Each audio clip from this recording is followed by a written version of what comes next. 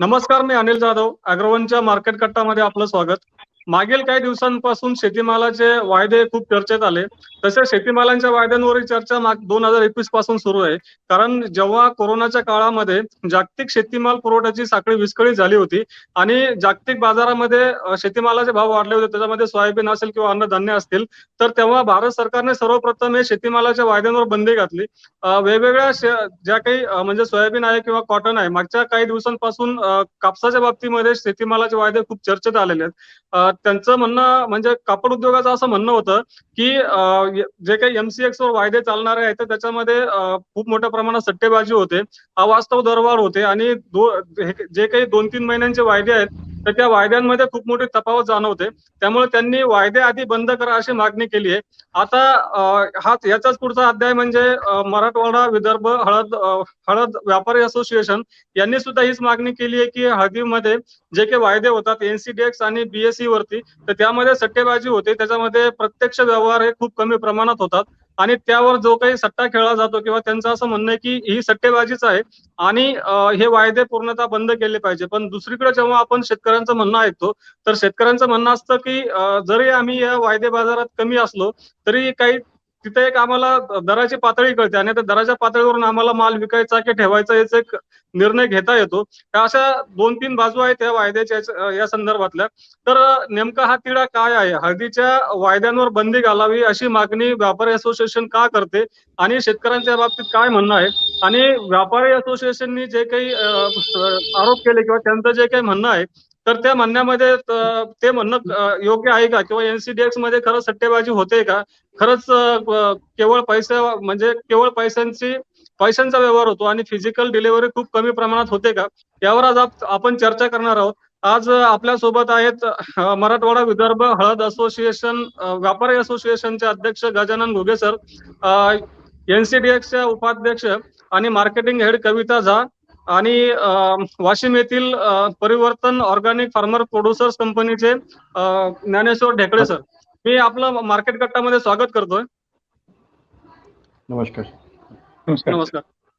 Ghuge sir, सगळं प्रथम मी तुमच्याकडेच येतो, की नेमकं तुमचं म्हणणं काय? तुमच्या जे काही हळद व्यापारी असोसिएशन आहे, तर त्यांनी वायद्यांवर बंदी घालावी अशी मागणी का आली? म्हणजे तुमच्या नेमक्या अडचणी काय आहेत? आपण बघत असाल सर, की आज भारतामध्ये 1 कोटी बोरी म्हणजे 1 कोटी कट्टा या ठिकाणी हं. भारतात उत्पन्न आहे हळदीचं. बरोबर. त्याच्यापैकी 50% उत्पन्न मराठवाडा आणि विदर्भात आहे. हो. आणि 50,000 क्विंटलचं उत्पन्न असताना आमचा माल NCDX मध्ये किती लागला? हे त्यांना जर मॅडमला विचारलं तर तुम्हाला कळेल, की मराठवाड्यातल्या 50% उत्पन्न असून मराठवाडा विदर्भातून आता पण आमचा फक्त 25,000 क्विंटल सुद्धा आमच्या त्या ठिकाणी माल लागला गेला नाही. आणि आपण जर बघितलं हं. असेल, की सीझनला जेव्हा हळद एप्रिल आणि मे मध्ये आमचा तुमच्या NCDXचा भाव आणि फिजिकलच्या भावामध्ये जवळजवळ 1200 ते 1500 रुपयाचा डिफरन्स होता. आता 1200-1500 मध्ये आमचा मालच हे घेणार नसतील, तर आमचा माल आम्ही जर शेतकऱ्याला जर त्या 80 आमचा माल घेतला असता, तर आम्ही तो माल त्याला दिला असता आणि आम्ही शेतकऱ्याला भाव देऊ शकलो असतो.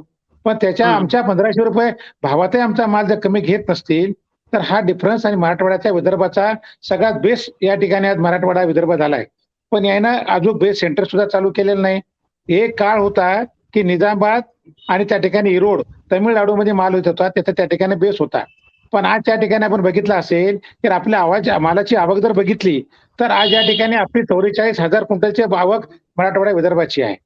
आणि बाकी इरोडची तुमची आवक 6 लाख क्विंटलची आहे, 13 लाख सांगलीची आहे. त्या ठिकाणी आपण बघितलं असेल, की अनेक या ठिकाणी आपण आवक बघताय. पण जास्त माल ज्या ठिकाणी येतोय, त्या ठिकाणी खरेदी जर करणार नसतील आणि आमचा जर माल घेणार नसतील, तर आमच्या शेतकऱ्यांना भाव कसा देऊ शकू? तर आज अगदी मला बरोबर. सांगा महाराष्ट्रामध्ये, भारतामध्ये 50% उत्पन्न आमचं आहे. आणि 50% उत्पन्नामध्ये जर आम्हाला माल किती घेतात आमच्या क्वालिटी खराब म्हणून आम्हाला टाळत असतील. ज्यावेळेस वसमतला सेल एंड चालू केला, वसमत में जब आपने चालू खरीदी करे थे तो 4% प्रीमियम हमको दिए थे. आज आज हमारे को डिस्काउंट 2% हम डिस्काउंट आपको दे रहे, तो भी हमारा ये हल्दी यहाँ पे आप नहीं ले रहे हो, तो हमारा प्रॉब्लम क्या बताइए? हाँ, कविता मैम, अभी घुगे सर ने 2-3 मुद्दे यहाँ पे रखे। उन्होंने कहा है कि मराठवाड़ा और विदर्भ, ये 2 रीजन में जो टर्मरिक का प्रोडक्शन है वो तो बहुत ज्यादा पैमाने पे अभी बढ़ा है पिछले कुछ सालों से, लेकिन एनसीडीएक्स पे जो ट्रेड हो रहा है या फिर उनको उनका जो फिजिकली माल प्रोक्योर किया जा रहा है उसका क्वांटम खूब कम है, मतलब बहुत ही कम संख्या में उनका माल लिया जा रहा है। इसके वजह से उनको दिक्कत आ रही है कि मतलब उनका ऐसा कहना है कि जो निजामाबाद या फिर ये रोड का साइड का जो माल है वो ज्यादा ले रहे हैं और मराठवाड़ा और विदर्भ साइड में मतलब प्रोक्योरमेंट कम हो रहा है एनसीडीएक्स के जो अपना एक्सचेंज है वहां पे। घोगे सर बरोबर ना? हाँ बरोबर. हाँ आणि तो मला सांगा भाऊ, दूसरी मेरी बात सुनो. हमारा मराठवाड़ा विदर्भ का माल पूरे वर्ल्ड में जा रहा है. पूर्ण महाराष्ट्राच्या बाहेर आणि महाराष्ट्राच्या दुनियामध्ये आमचा एक्सपोर्ट जरी माल झाला, आमचा माल पुरा कंपनीने माल घेतला. एकही अशी कंपनी नाही, मसाला कंपनी किंवा मोठ्या कंपन्या फार्मर की आमच्याकडून माल घेत नाही म्हणून. म्हणजे आमचा माल त्यांना चालतो, आमचा माल फॉरेनला जातो आणि आमचा माल फक्त एससीडीएसला चालत नाही. हा घ्यायचं काय कारण समजा, रिझल्ट समजा ना. ओके, अनिल सर मैं बात करूं? हाँ मैम आप बोलिए। अभी लास्ट तो उन्होंने जो बोला है कि मतलब वो उनका जो हाँ, मैं समझ गई. Thank you Guge sir. देखिए सर, बसमत जो हमारा एडिशनल डिलीवरी सेंटर है वो 2015 से हमारे साथ जुड़ा हुआ है जी। और हमने लास्ट 2-3 सालों में कोई भी क्वालिटी पैरामीटर्स में चेंज नहीं किया है. हमारे पास बसमत से एक समय में 10,000 मीट्रिक टन का भी माल लगा है और वो लोग और आप लोग 20% जो हमारे यहाँ डिपॉजिट होता था आपके यहाँ से डिपॉजिट होता था. पर लास्ट 2-3 सालों में ऐसा हुआ है, वेदर चेंजेस हुए हैं, डिमांड सप्लाई पैटर्न्स बदले हैं और शायद स्पॉट मार्केट में क्वालिटी पैरामीटर्स बदल गए हैं. जो स्पॉट के क्वालिटी है वो हमारे क्वालिटी से मैच नहीं कर रहा है. सो ये इसमें एक्सचेंज की तरफ से कोई क्वालिटी पैरामीटर में कोई चेंज नहीं हुआ है सर लास्ट दो सालों में. सो अगर 2-3 सालों में कोई चेंज नहीं हुआ है और 2-3 साल पहले आप हमारे यहाँ पर 20% माल जमा करते थे, तो अभी ये रिजेक्शन जो है वो I think we need to go back to the spot market. हमको स्पॉट मार्केट में जाके समझना पड़ेगा कि ये रिजेक्शन जो हो रहे हैं वो शायद क्वालिटी चेंज हुआ है, वेदर चेंज हुआ है, रेन के पैटर्न्स चेंज हुए हैं. सब सर ये जो चेंजेस हुए हैं दैट इज बिकॉज कि आप इन द स्पॉट मार्केट जो करंट माल आ रहा है उसमें चेंज हुआ है. एक्सचेंज पे जो माल लग रहा था सेम क्वालिटी पैरामीटर्स अभी भी हैं सर, कोई चेंज नहीं है उसमें. तो जब आप 2 साल पहले 20% माल यहाँ जमा करते थे और आपका इतना बड़ा शेयर था डिपॉजिट में, वो शेयर जिस तरह से घटा है, ऑफकोर्स इसमें पैंडेमिक का भी दोष है क्योंकि उस टाइम पे सप्लाई रिस्ट्रिक्शन थी, बट एक्सचेंज का वेयरहाउस जिस तरह से एफिशिएंटली काम कर रहा था, मुझे नहीं लगता है कि किसी और इंस्टीट्यूशन ने इस तरह से सपोर्ट किया है फिजिकल मार्केट को सर. तो हमारे एंड से मैं आपको बता रही हूँ, अगर हम क्वालिटी में कुछ भी चेंज लाते हैं ना सर, तो हम खुद से चेंज नहीं लाते हैं. ये चेंज जो आता है हमारे प्रोडक्ट एडवाइजरी कमेटी बैठती है और अब जो मैं आपसे बात कर रही हूँ यहाँ बैठे हुए मेरे दूसरे कलीग्स, आपका एडवाइजरी कमेटी मीटिंग चल रहा है जिसमें आपके मुद्दों के ऊपर डिस्कशन हो रहा है, जो आपकी तकलीफें हैं, और ये हम product advisory committee regular basis पे करते हैं.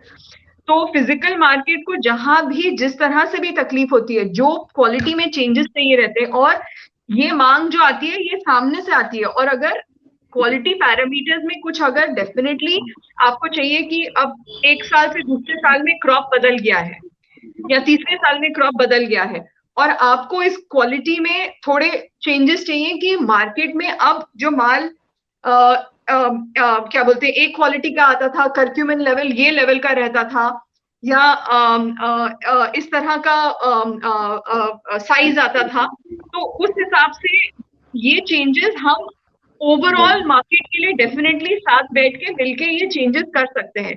बट आपको ये मैं आश्वासन देती हूँ कि लास्ट 2 सालों में हमने क्वालिटी में कुछ चेंज नहीं किया. जब 2 साल पहले यही बसमत से 20% माल हमारे यहाँ डिपॉजिट हो रहा था, तो अब अगर कहीं चेंज आया है तो शायद क्वालिटी पैरामीटर उपज में फर्क आया है, और वो अगर फर्क है और हमको यहाँ पर वो करेक्ट करने की जरूरत है या कुछ चेंज लाने की जरूरत है, क्योंकि आप हमारे लिए, मैं आपको बता रही हूँ, आप जैसे जो आप बोल रहे हैं कि आप हमारे लिए बहुत इम्पोर्टेंट मार्केट है, मैं उसको बिल्कुल भी डिस्काउंट नहीं कर रही हूँ सर। मुझे बताइए सर मैडम, 10 साल Yes. पहले क्या पैरामीटर लगा रहे हो? 10 साल पहले क्या 5 साल पहले के पैरामीटर अगर लगाते हो तो मराठवाड़ा और विदर्भ में कितना माल आता था? आज 50% का क्रॉप अगर इंडिया लेवल पे मराठवाड़ा और विदर्भ का आता है तो पैरामीटर तुम्हारे निजामाबाद के और तमिलनाडु के और कहीं के नहीं चलेंगे ना निजामाबाद के पैरामीटर। सर हम जब माल यहाँ हिंदुस्तान में हाँ सर, माल तो जब यहाँ 50% का माल जब मराठवाड़ा विदर्भ में आ रहा है, पैरामीटर तुम्हारा ही है, लैब तुम्हारा ही है, सेबी का लैब तो आप वापरते नहीं है, आपका लैब है, आप जो बोले वो लैब है आपका। और मुझे बताइए मैडम, आपका जो वादा बाजार चलता है, जो आप वादा बाजार में काम करते हैं, तो आपके पास कितने फार्मर काम करते हैं बताइए? कितनी कंपनी काम करती है? 50 से 100 ही लोग आपके पास काम करते हैं, ट्रेड करते हैं। और हमारे पास व्यापारी काम 1 लाख लोग यहाँ पे व्यापारी काम करते हैं। आपका जो व्यवहार होता है, आपका कंप्यूटर पे व्यवहार करने वाले लोग है, फिजिकल जो आपके पास में काम करने वाले वादे बाजार में लोग हैं, वो खाली कंप्यूटर पे बैठ के वादे करते हैं। मुझे बताइए, मेरा तो ये कहना है, आपको अगर एनसीडीएस में माल ले तो 30% माल डिपॉजिट कराइए। आप खाली सौदे करते हो, सौदे काटते हो और सौदे में पैसे कमाने के लिए कंप्यूटर पे बैठ के बिजनेस करते हो। हमारा कहना ये है, आपको जो माल लेंगे तो उसको कंपलसरी 30-40% 30% डिलीवरी देना, और डिलीवरी लेना कंपलसरी है। मुझे बताइए, मई में आपके पास में 1815 मैट्रिक टन फ्रेश माल लगा है। जून में पूरा वाला आपका जो माल लगा है एनसीडीएस में, तो बता रहा हूँ आपको मैं, जून में तुम्हारे को खाली 95% बीएमटी मैट्रिक टन लगा है। जुलाई में आपका खाली 290 मैट्रिक टन लगा है। अगस्त में 725 मैट्रिक टन लगा आपके पास माल लगा है। माल की आवक 1 कोटी बोरी लगती है, 50,000 50 लाख माल आता है, कुंटल माल आता है। और आपका माल अगर देखे तो आप कितना है आपके पास अभी माल शिल्लक कितना है? बड़ा मालूम है आपको? खा लो 525 5524 कुंटल ही आपके पास माल शिल्लक है अभी गोदामों में। जबकि यहाँ पे माल लोगों के पास में कितना बाजार में आ रहा है, कितना माल लग रहा है। तो हमारा कहना यह है कि भाई, जब आप माल लेते हो, जो आपके पास में वादे बाजार में काम करते हो, तो मुझे बताइए कि आप 30% माल अगर उनका डिलीवरी होता है तो ही यहाँ पे बिजनेस चलेगा, वरना आपके पास में बैठने वाले लोग जो बैठे कंप्यूटर पे बिजनेस करने हैं। आपको मुझे बताइए मैडम, फिजिकल में हमारे पास में आपके पास में कितने माल चल रहे बताइए आप? 5,525 टन माल है ना आपके पास में अभी? पूरी इंडिया लेवल पे अपने पास कितना माल है? सर मैं बोलूँ अब? बोलिए। सर मैं आपको बता रही हूँ, इस साल हमारे यहाँ पर करीबन अक्रॉस कमोडिटीज 80,000 मैट्रिक टन का डिलीवरी हुआ है। कुछ भी डिलीवरी में क्वालिटी का कहीं पर भी इशू नहीं आया है, ठीक है। और जहां तक आपका क्वेश्चन है कि हमारे साथ कितने फार्मर्स जुड़े हुए हैं, 10% हमारे एक्सचेंज पे जितने लोग काम करते हैं, 10% उसमें से फार्मर्स हैं सर, एफपीओज हैं। और जब मैं फार्मर्स की बात कर रही हूँ तो मैं एफपीओज की बात कर रही हूँ। एफपीओज थोड़े लार्जर ऑर्गेनाइजेशंस रहती हैं, 1000 फार्मर्स उनके साथ जुड़े हुए रहते हैं। तो हमारे साथ इस मंच पे भी हमारे साथ एफपीओ जुड़े हुए हैं।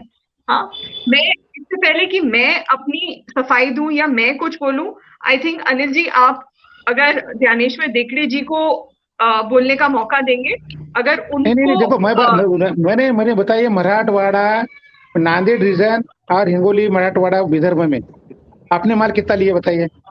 ज्ञानेश्वर जी हमारे पास से आते, बासम से आते उन फार्मर से और व्यापारियों से आपने नांदेड़, हिंगोली, विदर्भ, मराठवाड़ा में माल कितना लिया? Sir at this point of time हमारे पास इस महीने 125 मैट्रिक टन माल लगा है, और उतना ही 125 मैट्रिक टन माल आया है हमारे पास ये साल में पूरा। नहीं 1285 कुंटल ना इस महीने में सर, 1285 कुंटल, 25 लाख कुंटल बोले। अरे भाई, तो मैं वही बता रहा हूँ आपको कि 1250 कुंटल आपका माल आपके पास लगा है। हमारे पास रोज की आवक है हिंगोली एक मार्केट में। सर मैं समझ गई, मैं आपकी पूरी बात समझ रही हूँ। हम तो यहाँ बैठ के बात करने के लिए रेडी है ना, कि आपको अगर क्वालिटी, आप नंबर वन, हमारी प्रोडक्ट एडवाइजरी कमेटी मीटिंग में हमको रिप्रेजेंटेशन चाहिए। आप नहीं, लोग आप मीटिंग में हमारी आए मीटिंग, हैं। तुम्हारी मीटिंग हुई ना मैडम? आपकी हमारी मीटिंग नांदेड़ में 2 मीटिंग हुई है। हमारी तुम्हारी अभी एनसीडीएस के साथ में, बीएससी के साथ में 2 मीटिंग हुई है। अब हमारे तुम्हारे प्रॉब्लम बताए थे कि हमारे पास तुम्हारा गांधी माल आता है, लोखंडी माल आता है, तो ठीक है ना, उनको 4% प्रीमियम दे रहे हो, हमको 2% डिस्काउंट दे रहे थे आप। 2% डिस्काउंट में भी आप हमारा माल नहीं ले रहे ना। और हमारे माल में, इतने माल में 2% डिस्काउंट में भी आपने माल हमारा नहीं लिया। पर ये माल तो फार्मर बनाता है, माल हम तो नहीं बनाते ना। माल तो मार्केट में जो आता है फार्मर का, वही हम माल खरीदी करते हैं। हम तो घर से बनाते नहीं, व्यापारी माल नहीं बनाता ना। माल तो नहीं नहीं फार्मर ही सर, बनाएगा, फार्मर से हम लेंगे ना। और देखिए मैडम, हमारा माल जो हम ले रहे हैं, हमारी सुपर क्वालिटी माल, जो जहां पे तुम्हारे माल, हमारा माल उठा के सांगली वाले, निजामाबाद वाले आपके गोदाम में लिए, हमारे यहाँ से माल लेके, मैं नाम नाम सहित बता नहीं सकता आपको, मैं नाम किसका नहीं ले सकता। निजामाबाद मैं और सांगली में हिंगोली का माल लेने के बाद में आपकी डिलीवरी हुई है, मतलब तुम्हारे को कुछ लोगों से ही काम करना है। हमारे लोगों, सबसे सर्वसामान्य आदमी से काम करना नहीं है आपको। सर, आप मुझे बोलने देंगे 1 मिनट? बोले बोलो बोलो, यस बोलने में आप तो सर। मैं डिस्कशन करने को बैठे हैं। जी जी सर, आपने ये बोला कि हमने आपको इन्वॉल्व नहीं किया है मीटिंग में, करेक्ट? करेक्ट। हाँ। दूसरा आपका ये है मुद्दा कि हम कुछ लोगों के साथ काम करते हैं। सर, नंबर वन, एक्सचेंज जो प्लेटफॉर्म है, वो प्लेटफॉर्म सभी लोगों के लिए इक्वल अपॉर्चुनिटी ऑफर करता है। डिपॉजिट्स आना या डिलीवरी देना, ये एक्सचेंज का प्राइमरी रोल नहीं है सर। डिपॉजिट्स आना और क्या बोलते हैं, डिलीवरी लेना, ये फिजिकल मार्केट का जॉब है। हमारे एक्सचेंज पे या किसी भी एक्सचेंज पे, आप दुनिया की कोई भी कमोडिटी एक्सचेंज उठा के देख लीजिए सर, जो डिलीवरी है वो 1% से भी कम होता है। एंड हम उस सिचुएशन में है कि हमारे पास भी डिलीवरी 1% से भी कम डिलीवरी है। हमारा एक्सचेंज या कोई भी कमोडिटी एक्सचेंज डिलीवरी या डिपॉजिट के लिए नहीं होता है सर। एक्सचेंज पे लोग अपना रिस्क हेज करते हैं सर। प्राइस डिस्कवरी होता है, रिस्क हेज होता है उस पे। अगर मैं आज बैठे हुए, जो आप स्पॉट की बात कर रहे हैं, आज बैठे हुए अगर मैं किसान को 6 महीने बाद का मैं अगर वायदे का पिक्चर देती हूँ, तो वो मैं क्यों देती हूँ, वो वायदा मैं क्यों चलाती हूँ 6 महीने बाद का, ताकि आज बैठे हुए वो किसान फायदा उठा सके कि अगर उसको 6 महीने बाद फसल का भाव किस तरह से लग रहा है, फंडामेंटल डिमांड सप्लाई किस तरह का है, वो उस हिसाब से बोई का, अपने अपने फसल बोने का डिसीजन ले सके। अरे गलत बात कर रहे हो, बुआई तो जून में हुई है मैडम, बुआई जून में हुई है, आप आज बाहर निकाल रहे हो। और जब ऐकून घ्या सर जाधव साहेब, जेव्हा माल मार्केटला येईल, जेव्हा त्या शेतकऱ्याचा माल मार्केटला येईल, त्याच भावावर देणार आहेत का? जो आप निकाल रहे आजकल, आज वो निकाल रहे भाव देने वाले। सर, मैं वापस बोलूं, जब मार्केट में माल आया सर, तो प्राइस आपका 11,000 भी गया, 8,000 भी आया, और अब एवरेज 8,500 के आसपास है। एक उदाहरण देता हूं मैडम आपको, एक मिनट रुकिए। देखो मैडम, आपको 11/8 का मैं सौदा बताता हूँ। 11/8 को आपका सौदा हुआ था 6,806 में आपके पास में सौदा हुआ आपका, लोएस्ट में 6% का आप डिस्काउंट ये लगाए, सर्किट लगा दिए। और उसी दिन निजामाबाद का स्पॉट भाव था 7495 रुपये 95 पैसे। निजामाबाद का स्पॉट का भाव था 7495 रुपये 95 पैसा था, और आपने तुम्हारे मार्केट वादे बाजार में 6,806 रुपए का भाव निकाले। मतलब बताइए कि इतना अगर डिफरेंस रहता है तो कैसा काम चलेगा, बताओ ना। हम फिजिकल काम कैसा करेंगे?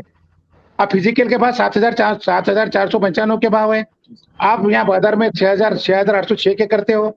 और जब फिजिकल मार्केट में हमारे हिंगोली माल आता है, मतलब मराठवाड़ा विदर्भ में जो माल आता है, तो तुम्हारे बाजार रहते हैं 8,000 के, और हमारा माल बिकता है 6,500 में। ये 1,500 रुपए का डिफरेंस पड़ता है। तो आपको पैरामीटर बदलना पड़ेगा।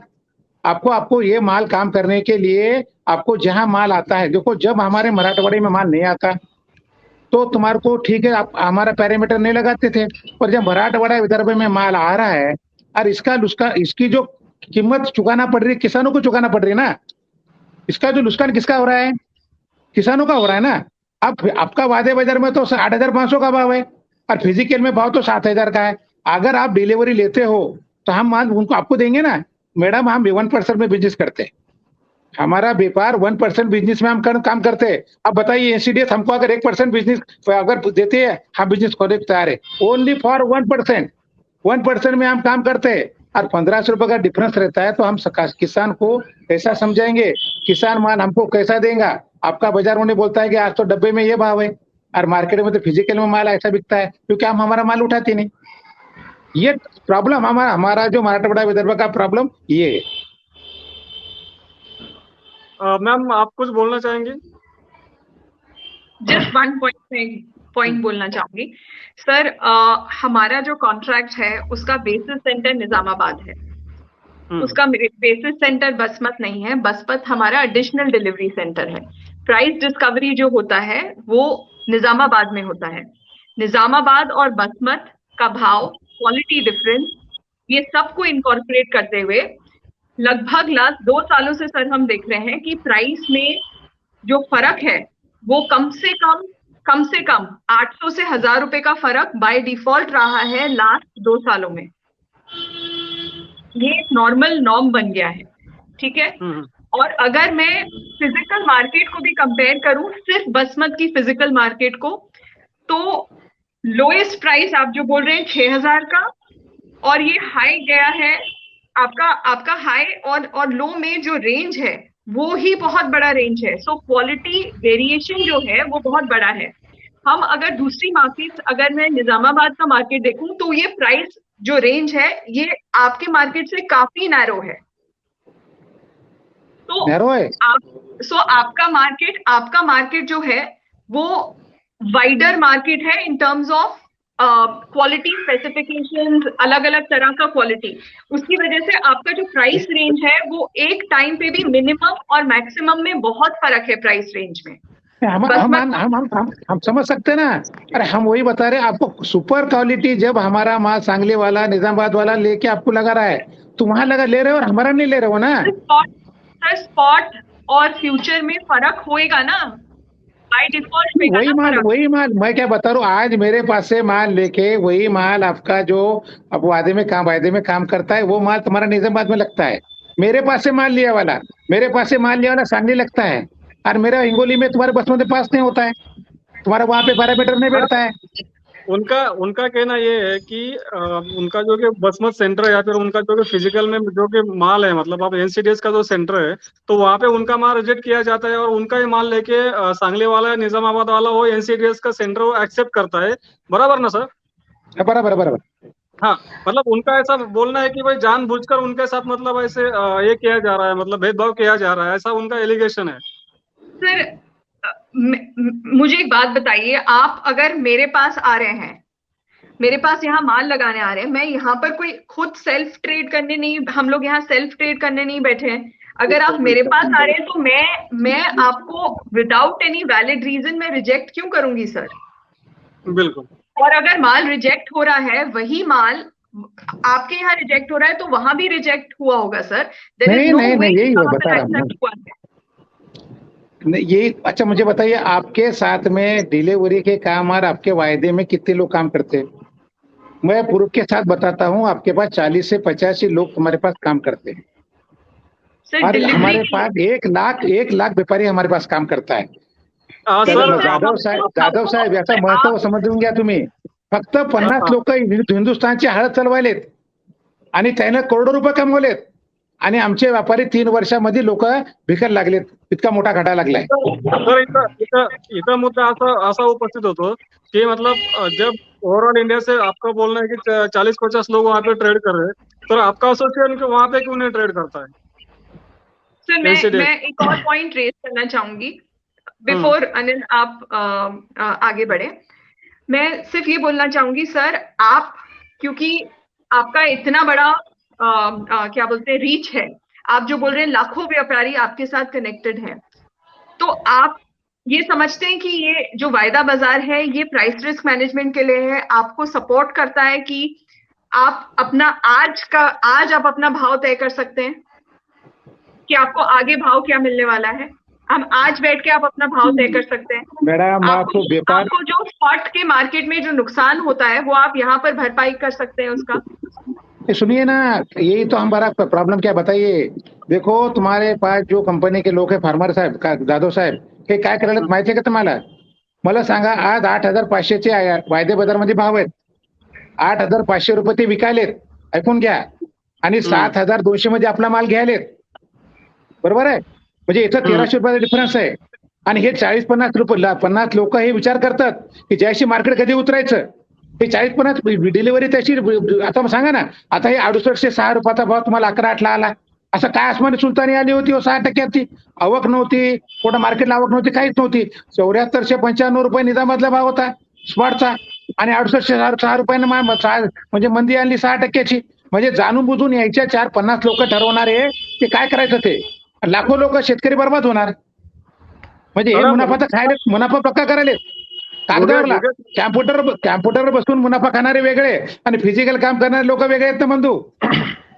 घुगे सर का जो मतलब है वो दो मुद्दे अलग अलग है। उनका फिजिकल मार्केट के बारे में उनका प्रॉब्लम है।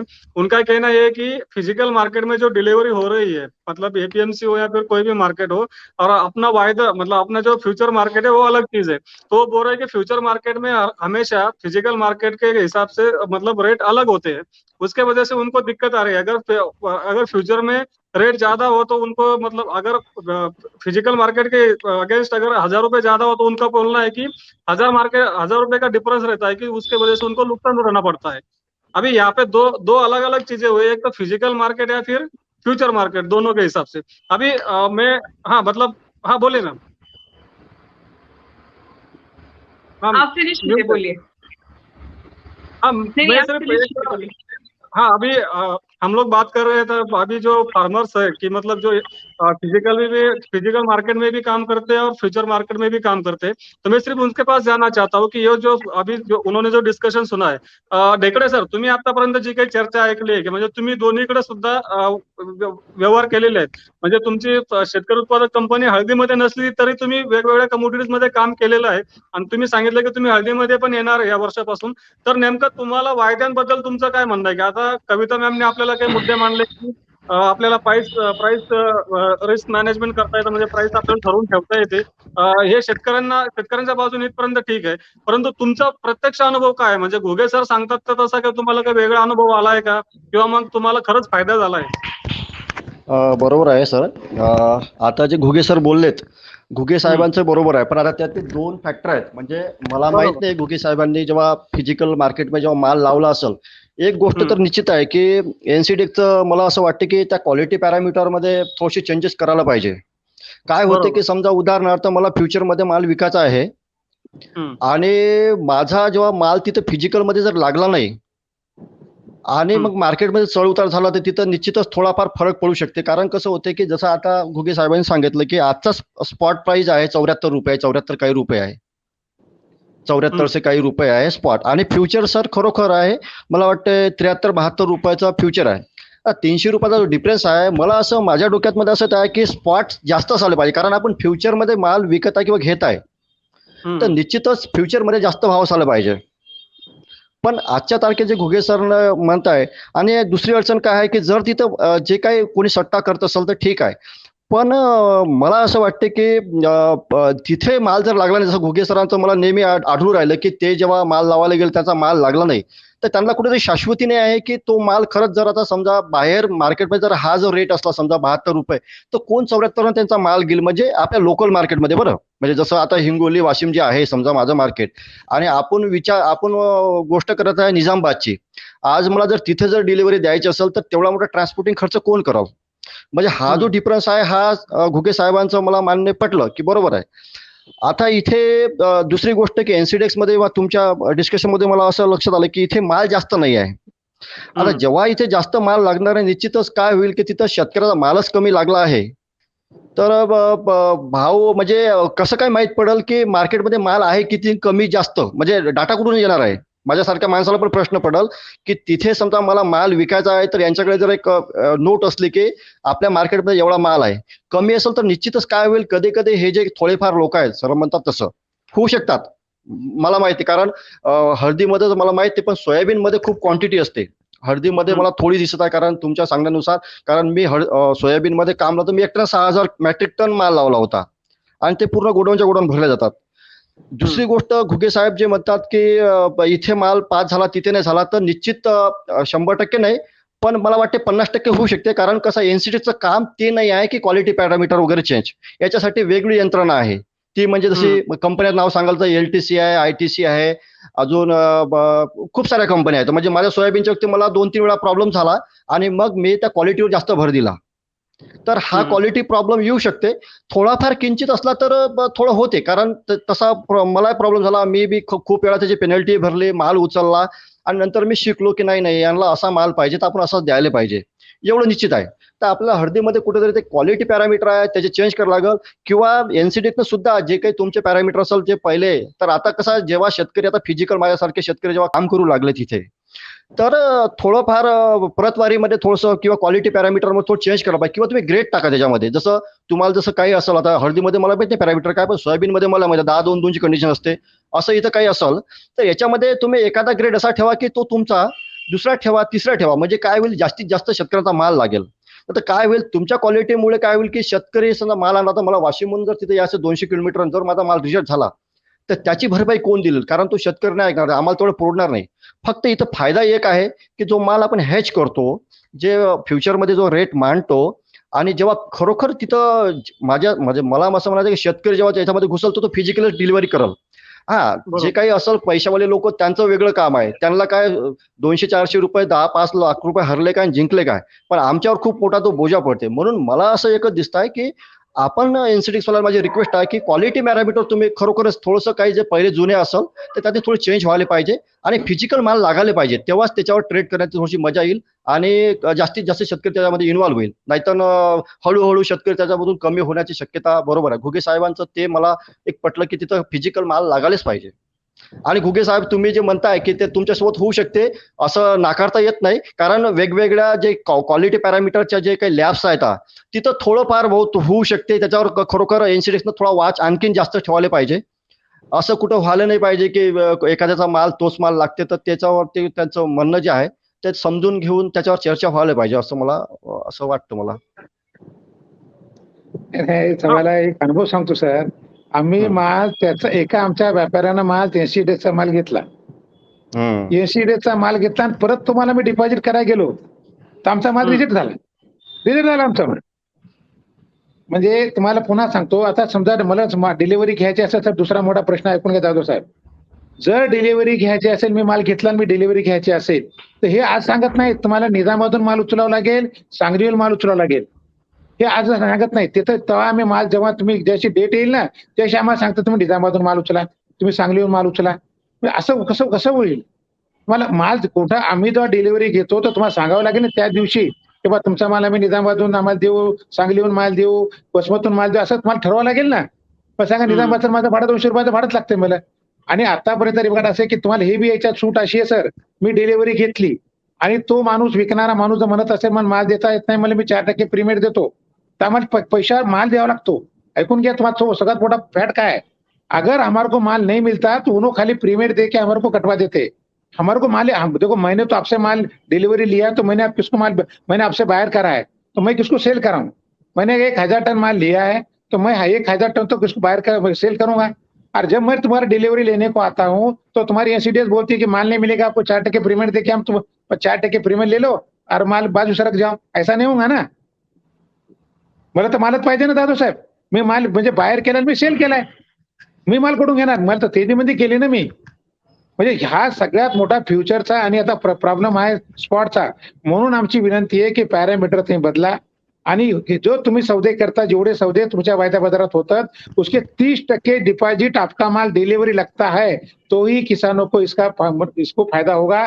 वरना कुछ लोग 40-50 लोग वायदे में काम करते हैं, उन्हीं लोग इसका फायदा उठाएंगे. कोई काश्तकार, कोई किसान या कोई व्यापारी बचेगा नहीं, ये 40-50 लोग ही बचेंगे, ये मेरा दावा है. हाँ मैम, अभी ज्ञानेश्वर जी से हमने बात की है तो उनका भी कहना यही है कि जब तक फिजिकल डिलीवरी नहीं होगी, अगर फार्मर्स को एनसीडीएक्स, मतलब मैंने आपका 2-3 साल से देखा है कि आपका जो फूड ऑप्शन आपने फार्मर्स के लिए लाया था, तभी मतलब बहुत सारे फार्मर्स ने, मैंने भी आपके प्लेटफॉर्म पे ये बात पहुंचाई थी कि फार्मर्स का ये कहना है कि जब तक फिजिकल डिलीवरी अश्योरेंस नहीं होगा तब तक फार्मर्स को बेनिफिट नहीं मिलेगा। अगर आप जो बता रहे हैं वो भी बात सही है कि फार्मर्स को मतलब अपना प्राइस रिस्क हेज करना मतलब वहाँ पे आसान होता है, वहाँ पे उसको एक सुविधा मिलती है, वो बहुत अच्छी है। और प्राइस डिस्कवरी होती है, वो भी मतलब एक अच्छा टूल है फार्मर्स के लिए। लेकिन ज्ञानेश्वर ढेकड़े हो या फिर आपने घुगे सर हो, दोनों की बात एक ही है कि फिजिकल डिलीवरी का अगर क्वांटम बढ़ा, मिनिमम 30% तक रहा, तो एनसीडीएक्स पे फार्मर्स खुद आगे आएंगे। अभी उनको ये अश्योरेंस नहीं है कि भाई मैंने अगर वहाँ पे मतलब सेल किया है तो उसका फिजिकल माल कोई उठाएगा या नहीं। तो इसके लिए एनसीडीएक्स कोई आगे उसका सुधार करना ऐसा कुछ होगा क्या? ओके, तो फार्मर ने सेल करके रखा है एंड डिलीवर करना चाहता है, करेक्ट? जी ओके सर, यहाँ बैठे हुए मैं आपको अभी बता रही हूँ, पहले भी मैंने बोला है, हम सारे क्वालिटी पैरामीटर्स रिव्यू कर रहे हैं और रेगुलर बेसिस पे रिव्यू करते हैं। ये इस साल के जो फसल में ये जो कंसर्न्स आ रहे हैं क्वालिटी को लेके, वो सिर्फ बसमत में नहीं आ रहे हैं, बाकी लोकेशंस में भी आ रहे हैं, पर हो सकता है बसमत में कॉन्सेंट्रेटेड है बिकॉज आपका क्वांटम ज्यादा है, रेंज ऑफ प्राइस रेंज बहुत ज्यादा है। मैं आपको बोल रही हूँ, ये आपको आश्वासन दे सकती हूँ कि जहां तक आप बोल रहे हैं कि क्वालिटी पैरामीटर्स चेंज करने होंगे, हम लोग आपके साथ बैठ के ये काम करने के लिए रेडी हैं एंड आपको सपोर्ट करने के लिए रेडी हैं। जहां तक गुगे सर का ये क्वेश्चन है कि इधर पास हो जाता है और उधर पास नहीं होता है, सर मैं थोड़ा डिसएग्री करूंगी इस एंगल पे, बट मैं आपका सपोर्ट चाहूंगी क्योंकि आप इतने सारे ट्रेडर्स के साथ जो आपने बोला कि आप जुड़े हुए हैं, तो ये आपका रिस्पॉन्सिबिलिटी है कि आप उन ट्रेडर्स को, क्योंकि एक्सचेंज पे अगर आपको डिलीवरी इंप्रूव करना है, पहला चीज है कि एक्सचेंज के साथ हमारे साथ काम कीजिए। हम साथ मिलके बैठ के जो क्वालिटी पैरामीटर्स में चेंज लाने हैं या जो मार्केट का करंट रिक्वायरमेंट है उसको हम डेफिनेटली इनकॉर्पोरेट करेंगे। दूसरा चीज, इतने सारे लोग जो फिजिकल मार्केट में ट्रेड करते हैं और फिजिकल प्राइस में जब डिमांड सप्लाई चेंजेस की वजह से, वेदर की चेंज की वजह से प्राइस उनके फेवर में नहीं जाता है, उन लोगों को आपको ये सोचना चाहिए, उन लोगों को हम किस तरह से प्रोटेक्ट कर सकते हैं, किस तरह से उनका प्राइस रिस्क मैनेज करने के लिए हेल्प कर सकते हैं। तो यहाँ हमको आपकी जरूरत है, हमको आपकी, अगर आप हमी को, जो आपको मदद करते हैं प्राइस मैनेज करने के लिए, अगर आप हमी को इस तरह से एलिगेट करेंगे, तो हम यहाँ पर खुद बैठ के ट्रेड तो नहीं करते ना सर, ये तो मार्केट ही आके हमारे एक्सचेंज पे प्राइस डिस्कवरी होता है, वो लोग ट्रेड करते हैं। और फ्यूचर मार्केट और स्पॉट मार्केट में सर वो फर्क हमेशा ही रहने वाला है, क्योंकि वायदा मैं आज का नहीं कर रही हूँ, वायदा मैं 6 महीने आगे का कर रही हूँ। स्पॉट तो आपका आज का मार्केट है ना सर। नहीं, वही तो हम बता रहे ना, 6 महीने का वादा निकाल के इसको किसान का क्या फायदा बताइए सर? किसान का ये फायदा है कि उसको ये समझ में आता है कि मैं बोऊं कि नहीं बोऊं, और मैं उसको विजिबिलिटी दिखता है डिमांड सप्लाई का, आगे के डिमांड सप्लाई का भी। अरे मैडम, अभी ये तुम बात गलत कर रहे हो। अरे अभी तो काश्तकार के हाथ हल्दी इतनी बाहर निकली है, अभी हल्दी 25% लगा के 3 महीने हो चुके, आप क्या भाव बता रहे हो? अब आप बता रहे हो कि लगा बुआई करने के लिए बता रहे हो। अरे बुआई तो हो चुकी है मैडम। नहीं बता रही सर, अभी नहीं बता रही हूँ बुआई करने के लिए, मैं आपको बता रही हूँ कि आगे जाके उसको किस तरह का भाव मिल सकता है। और ये मैं नहीं डिस्कवर कर रही हूँ, ये आप ही सब जो हमारे एक्सचेंज प्लेटफॉर्म पे आप लोग ट्रेड करते हैं, वो लोग डिस्कवर कर रहे हैं सर। डिमांड सप्लाई तो वो तय करते हैं ना, खरीद थोड़ी ना मैं रही हूँ, मैं नहीं खरीद रही हूँ ना सर। मैडम मैं आपको फिर बता रहा हूँ, आपको किसान को फायदा करने के लिए आपको एक्शन चलाना है। ये जो आपका काम चल रहा है, किसान को इसका मोबाइल फायदा मिलना चाहिए क्या कुछ लोगों को मिलना चाहिए? आपके पास 50 लोग का ट्रेड करने वाले, उनको फायदा करना है कि आपको किसान को फायदा करना है, ये मुझे बताइए। मला मला ये तो एकच बोला, मैं एक बात ही सर, बोलना ये चाहता हूँ, अगर हम लोग ऐसे बात अगर ऐसे डिस्कशन करेंगे तो कोई सोल्यूशन पे यहाँ पे पहुंचने वाले नहीं है। तो मैं भोगे सर solution का कहना है कि हाँ मतलब मैं एक मिनट, अगर भोगे सर बोल रहे हैं कि नहीं ये जो अपना फ्यूचर मार्केट है यहाँ पर वायदे, उसका अगर फार्मर्स को बेनिफिट नहीं मिलता तो यहाँ पर ज्ञानेश्वर जी है और बहुत सारे फार्मर भी है कि जो एक्सचेंज के साथ में ट्रेड करते हैं। तो ज्ञानेश्वर जी से हम लोग सिर्फ एक सीधा सवाल पूछते हैं, ज्ञानेश्वर जी अभी ये जो वायदे का बेनिफिट आपको या फिर फार्मर्स को मिलता है क्या? हाँ सर, फायदा मिलता है। फायदा ऐसा मिलता है कि जैसा जो मैडम बता रही है कि जैसा फ्यूचर का जो रेट है अभी अच्छा रेट होगा फ्यूचर में तो हम बेचेंगे, नहीं होगा तो नहीं बेचेंगे, एक फायदा है। लेकिन क्या होता है कि जैसा अभी मैं गांव में बैठा हूँ, अभी मेरे को कौन भाव बताएगा कि जैसा हल्दी का भाव है, अभी तो मुझे तो कोई पता नहीं था हल्दी का क्या भाव है स्पॉट मार्केट में या फिर फिजिकल मार्केट में, मुझे अभी बैठा हुआ अभी भी नहीं पता। लेकिन मुझे पता है कि स्पॉट या एनसीडीएक्स पर ये रेट चालू है 72-73 रुपए। तो मेरे गांव में जब अभी कल परसों की बात है, जो कोई व्यापारी आए थे वसमती इधर से, तो उन्होंने 4,000 से उसकी हल्दी मांगी। तो मैंने उसको सहज बोला कि नहीं यार एनसीडीएक्स पर 7,000 का रेट चालू है। तो क्या होगा उसके दिमाग में तो आ गया चलो 4,000 ने 5-6 हजार तो बेचेंगे। तो ये थोड़ा सा एक आइडिया आ जाती है कि भाव की। लेकिन ये पूरा प्लेटफॉर्म ही बंद हो गया तो फिर गांव में कौन बताएगा भाव? तो ये अच्छा प्लेटफॉर्म है, ठीक है। इस पर ये जो होती है, ये जो सर बोल रहे हैं कि सट्टा होती है, ये तो अलग बात है। कभी कभी सट्टा भी होगा तो सट्टे में भी किसान फायदा उठा सकता है, ज्यादा भाव बढ़ गए तो। हाँ? कोण मिळेल? किती लोकांना अकाउंट खोललं किती लोकांचं अकाउंट आहे किसान शेतकऱ्याचं अकाउंट किती लोकांचं आहे? अहो मला सर, शेतकऱ्याचा व्यापारी फार- करू शकत ना तर शेतकरी कुठून करायला मालक? नाही नाही अहो, नाही आम्ही सर आपण तुम्ही आम्ही करतो शेतकऱ्याला माल. सर मी आपण तेच म्हणा तुम्ही सर, आम्ही मी घुगे सर मी तुमच्या याला सहमत आहे, पण वायदा बाजार बंद करणं नव्हे. आता याच्यामध्ये आपण काय करा, नवीन काही टाकता येईल का आपलं? आपण जे आता आपला म्हणणं एकच आहे 30% डिलिव्हरी आहे ना घेतली पाहिजे ना. एकदम बरोबर, माझं म्हणणंच ते आहे. मी तुम्हाला पहिले 30% सांगितलं. जोपर्यंत जाधव साहेब 30% माल डिलिव्हरी तुम्ही घेणार नाही, ठीक आहे ना. आमचा माल खरा म्हणतात तुम्ही 2% लोखंडी 2% गांजरी, त्याच्यात आमचे मला सांगा सांगलीवाले 4% प्रीमियर द्याले ना, आम्हाला 2% तुम्ही डिस्काउंट दिले 6% झाले ना, आम्हाला कमी देताय ना तुम्ही, अजून 2% कमी करा. ज्ञानेश्वर सरांचं म्हणणं एवढंच आहे की आपण एनसीडीएक्स ला सांगू शकतो की तुम्ही याच्यात मतलब सुधारणा करा. आपण सुधारणा direct करा. वायदेबंदीची जर मागणी केली आपण, म्हणजे जर खरं समजा आपण शेतकऱ्यांचा विचार करत असू, मतलब हम लोग अगर फार्मर्स के बारे में अगर सोच रहे हैं यहाँ पे, तो चीन जैसा कम्युनिस्ट कंट्री भी पूरी कम्युनिटीज ज्यादा से ज्यादा उनके एक्सचेंज में ला रहा है। उनका दलियन एक्सचेंज बहुत ज्यादा मतलब कुछ लोग तो बोल रहे हैं सी बोर्ड के बराबर आ रहा है। अगर हम लोग ऐसे एक्सचेंज को मतलब जो एक्सचेंज मार्केट है अगर उसको बंद करने की बात करेंगे तो फिर फार्मर का जो ये हित है वो कहाँ पे आएगा?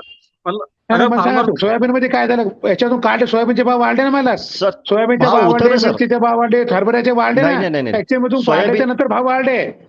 सोयाबीन- ऐकून घ्या तुम्ही. त्याचे सोयाबीनचे भाव कमी मधून झाले. माल काढल्याच्या नंतर भाव वाढले नाचे. मिरची नाही, नाही, बघा, सोयाबीन बघा, चना बघा, तुरी बघा. नाही सर, हे जे आहे काही बघा त्याची मक्तेदारी आहे सर. काही 50 लोकांची मक्तेदारी जरी करत असतील आणि सट्टा बाजार करत असतील, आमचं म्हणणं सट्टा बाजार नको, फिजिकल मध्ये माल घ्या, फिजिकल मध्ये माल घ्या. एक मिनिट घुगे सर, तुम्हाला सांगतो मी आता, माझा ऐका. मला हळदीतलं नाही समजत, पण मी सोयाबीन मी तुम्हाला निश्चित सांगू शकतो. मी सोयाबीन तुमच्या प्लॅन मध्ये सुद्धा लावलाय, मोठ्या मोठ्या कंपनीमध्ये लावलाय आणि मी एनसीडीएक्स वर लावलाय. तर मला एनसीडीएक्सचा चांगला मला फायदा झाला. काय सांगतो मला की तिथे गेल्यानंतर जेव्हा आपण प्लॅन्टला गाडी देतो तेव्हा त्यांची क्वालिटी पॅरामीटर एवढी खराब आहे की आपल्या डोळ्यासमोर ते सुद्धा शॅम्पल सुद्धा काढत नाही. इथे कमीत कमी काय होते की लॅबवाले आपल्या डोळ्यासमोर काढतात आणि जसा वायदा बंद झाला सोयाबीनचा तसेच डायरेक्ट 8,000 भाव डायरेक्ट 6,000, आजही 6,200 रुपये भाव चालू आहे प्लॅन्टवाले. आणि आतापर्यंत भाव वाढले नाही, आपल्याला माहित पण नाही प्लॅन्टवाले काय कशा पद्धतीने ठरवतात. तर इथं मी तुमचं हे करतो की हळदीमध्ये निश्चित तुम्ही झालं असेल, हळदीमध्ये क्वालिटी पॅरामीटर मला माहित नाही. तुमचा माल सोयाबीन घेतात तेच आमचा माल घ्यावा, आमची हळद यानं घ्यावी, बरोबर. आमचा विषय तो आहे. बरोबर आहे. मी पण माल घेताय तर आमचा माल आमचा फायदा होईल ना, आमच्या शेतकऱ्याचा सर, फायदा सर, होईल ना. मी पण आता यावर्षी पण हळदीमध्ये येणार आहे, तर मला पण तेच म्हणायचं आहे की हळद तुम्ही जास्तीत जास्त तिथं लागली पाहिजे. हळद माझं म्हणणं तेच लागली आहे. पाहिजे. आमची माल तिथं थोडं लागला क्वालिटी, पाहिजे. यस क्वालिटीमध्ये तुम्ही जे आहे जास्त तुमचे जे काय त्याच्यामध्ये थोडी शिथिलता आणायला पाहिजे थोडीशी. माझं म्हणणं तेच आहे, तुमच्यासोबत मी आहे या संदर्भात. पण वायदा बंद करणे ह्या सोबत नाही मी सर. नाही वायदा बंद नाही व्हायला पाहिजे. लक्षात ठेवा, आमचा बघा जर आम्हाला फायदाच होत नसेल, आमचा माल तुम्ही घेणार असाल, आम्ही काय करायचं? आम्हाला सांगा, तुम्ही नाही, नाही. पोटभर जेवायले बाजूच्या ताटामध्ये तुम्ही गुलाबजामुन खायले आणि आम्हाला तुम्ही उपाशी मारायला, तर आम्ही काय बंद करा म्हणणार नाही. सांगा ना, तुम्ही पोटभर जेवायले आणि आमच्या समोर तुम्ही डेकर द्यायले आणि आम्ही उपाशी राहिलो. सांगलीवाले, निजामाबादवाले तुम्हाला करोडो रुपये कमवायले, आम्ही लोक बर्बाद व्हायलो. आमचा माल तुम्ही घेत नाहीत, आम्ही काय केलं पाहिजे? मग आम्ही असं बसायचं? त्यासाठी तुम्ही एनसीडीएसशी बोलून की आमच्यासोबत असं होतं असा कधी प्रयत्न केला का की तुम्ही केलं ना. काहीतरी- 2 मिटिंग झाल्या आमच्या, 2 मिटिंग झाल्या सर, 2 मिटिंग झाल्या नांदेडला. 2 मिटिंग झाल्या, काही आउटपुट नाही. उभारीचा आमचा माल म्हणजे मिटिंग झाल्याच्या नंतर वसमतनं मालच घेतला नाही. म्हणजे 2 वर्षा अगोदर माल घेत होते, आमची मिटिंग या 2 वर्षात झाल्यानंतर मालच घेतला नाही. म्हणजे आम्ही काय काय करायचं? मैम, कविता मैम, ओके सर, हम लोग यहाँ पर एक दूसरे के ऊपर एलोगेशन लगाने नहीं आए हैं, हमको सोल्यूशन चाहिए, ठीक है? क्योंकि ये मार्केट जो है ये किसान के लिए भी है, ट्रेडर के लिए भी है, और ये कोई भेदभाव नहीं करता है कि इस लोकेशन में हम लोग ट्रेडर को अलाउ करेंगे, इस लोकेशन में हम लोग नहीं अलाउ करेंगे. ये सभी के लिए अवेलेबल है सर. ये एक नेशनल प्लेटफॉर्म है, ठीक है? यहाँ पर हम बैठ के अगर हम किसानों के बारे में के हित में सोच के हमने इतनी सारी स्कीम्स निकाली हैं जो मेरे ख्याल से आपको देखने सर बहुत अच्छे से बता पाएंगे. मैं तो अपना वखान खुद से नहीं करूंगी, बट आपको मैं ये एक आश्वासन दे सकती हूँ कि कोई भी प्रॉब्लम ऐसी नहीं होती है कि जो नहीं सॉल्व हो सके. किसी भी मार्केट को बंद करना सर बहुत आसान है, बहुत आसान है ना? जो आज तक किसानों को फायदा हुआ है प्राइस डिस्कवरी को लेके, जो आज तक आप लोग को फायदा हुआ है आपका प्राइस रिस्क मैनेज करते हुए, अब वो प्लेटफॉर्म आपके पास नहीं रहेगा तो सारे कॉर्पोरेट्स, सारे फार्मर्स को समझ में आ रहा है कि किस तरह से उनको अब फिलहाल कोई और प्लेटफॉर्म नहीं है. अनिल जी ने बोला कि सारा ये जो मार्केट है या जो जितने भी कॉन्ट्रैक्ट्स है एग्रीकल्चर कॉन्ट्रैक्ट वो चीन में खुल रहे हैं. हम लोग अपना बना बनाया मार्केट, अपने मुद्दों को सॉल्व करने के बजाय हम सारा मार्केट इंपोर्ट कर रहे हैं. हम बैठ के सर यहाँ पर, मैंने आपको पहले भी बोला, जो आपका क्वालिटी पैरामीटर में इशू है, इतनी सी बात को हम आराम से रिजॉल्व कर सकते हैं और हम ये ऑन रेगुलर बेसिस रिजॉल्व करते हैं सर. हम क्या बता रहे हैं? हमको 2 साल में आप वही बता रहे हैं ना आपको. और मुझे बताइए मैडम, हमारा जो विदर्भ का और मराठवाड़ा का माल कहाँ नहीं गया? जो आपके पास से डिलीवरी ले रहे हैं ना, उसी के पास हमारा माल जा रहा है. आईटीसी के पास हमारा माल पास हो रहा है. टोटल कंपनी के पास में हमारा माल मराठवाड़े का पास हो रहा है. हम भी तो बिजनेस कर रहे, कहीं ना कहीं माल बेच ही रहे हैं ना. हमारा माल बिक ही रहा है ना. अच्छे कंपनी जो तुम्हें देखो, एक तुम्हारा नाम बता दो एक कंपनी का मुझे. जब सबसे सेलम नाम की कंपनी तमिलनाडु में थी, खाली सेलम का ही माल लेते थे. उस कंपनी को माल हिंगोली से गया है. अगर आपका वो माल खराब रहता तो सेलम कंपनी के हमारा माल नहीं लेता था ना. हमारे पास सभी माल खराब है, हमारा सब पैरामीटर बैठता नहीं, ऐसा नहीं हो सकता. ठीक है, क्वालिटी हो सकती है, मुझे आप बता रहे हो, बस सही है. एक माल 6000 का है तो 1000 माल 8000 का माल है मार्केट में. तो हम बोल रहे हैं कि सुपर क्वालिटी का माल तो आप लेंगे, और पैरामीटर अगर चेंज करे, अगर पैरामीटर करते हैं तुम तो ही यहाँ पे माल आपको डिलीवरी लेना ही पड़ेगा पैरामीटर चेंज करने के अलावा. अगर पैरामीटर चेंज करके भी अगर माल आप नहीं लेते हो डिलीवरी, तो इसमें ये उठापटक होगी, ये वादे बाजार का तुम्हारा सौदे पट ये फिर सौदा हो जाएगा. डिलीवरी या किसानों को फायदा नहीं होगा. और वैल्यूम देखो कितना है सर आपको, ठीक है, नाउ आपने ये बोला कि वॉल्यूम कितना है, ठीक है. वॉल्यूम मैं तो नहीं ला सकती हूँ सर. वॉल्यूम जो है आप लोग ही कीजिएगा, नंबर 1. दूसरा चीज सर, मैं आपको वापस से बोल रही हूँ दैट क्वालिटी का जो कंसर्न है उसको हम रिजॉल्व करने के लिए एकदम तैयार हैं. क्वालिटी पैरामीटर हमारा अगर माल डिलीवरी होता है किसानों का, तो हमको कोई प्रॉब्लम नहीं ना सर. हमको कहाँ तकलीफ है? हमने कहाँ मना किया कि हम 2% डिस्काउंट में आपको हम नहीं देंगे. आप बात करने कितना माल लिया हमारा, कितना माल लिया बताइए ना. हमारा माल पास कितना हुआ है सर? डिस्काउंट पे हम लेने के लिए रेडी हैं. डिस्काउंट हम आपके क्वालिटी के हिसाब से जो डिस्काउंट है उसको हम कहाँ, हमने तो एक बार भी नहीं मना किया कि हम नहीं करेंगे वो. अरे मैडम, हमारा माल पास कितना हुआ? हमारा माल पास कितना हुआ बताइए ना सर. पैरामीटर में हमारा पैरामीटर माल बैठता ही नहीं ना.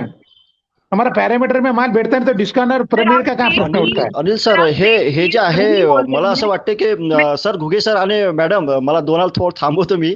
मला वाटतं आपली चर्चा सविस्तर अशी व्हायला पाहिजे की आता ठीक आहे, घुगे सर जे म्हणतात आपण दोघे काय करतो, आपण एक्सप्लेन नाही करू शकत की तुमचा माल कसा होता. ठीक आहे, कागदोपत्री काही आपल्याकडे असतं समजा तर ठीक आहे, पण आता याच्यानंतर मला मला मला असं म्हणायचं आहे, माझ्यासोबत झालंय ते, तुम्हाला जेवढा संताप येत आहे तेवढाच मला झाला होता.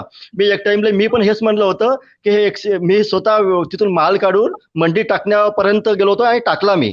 तर याच्याबद्दल तुमचं निश्चित आहे, पण आता याच्यानंतर आपण सुधारणा अशी करायला पाहिजे की जर यांनी क्वालिटी पैरामीटर चेंज करा.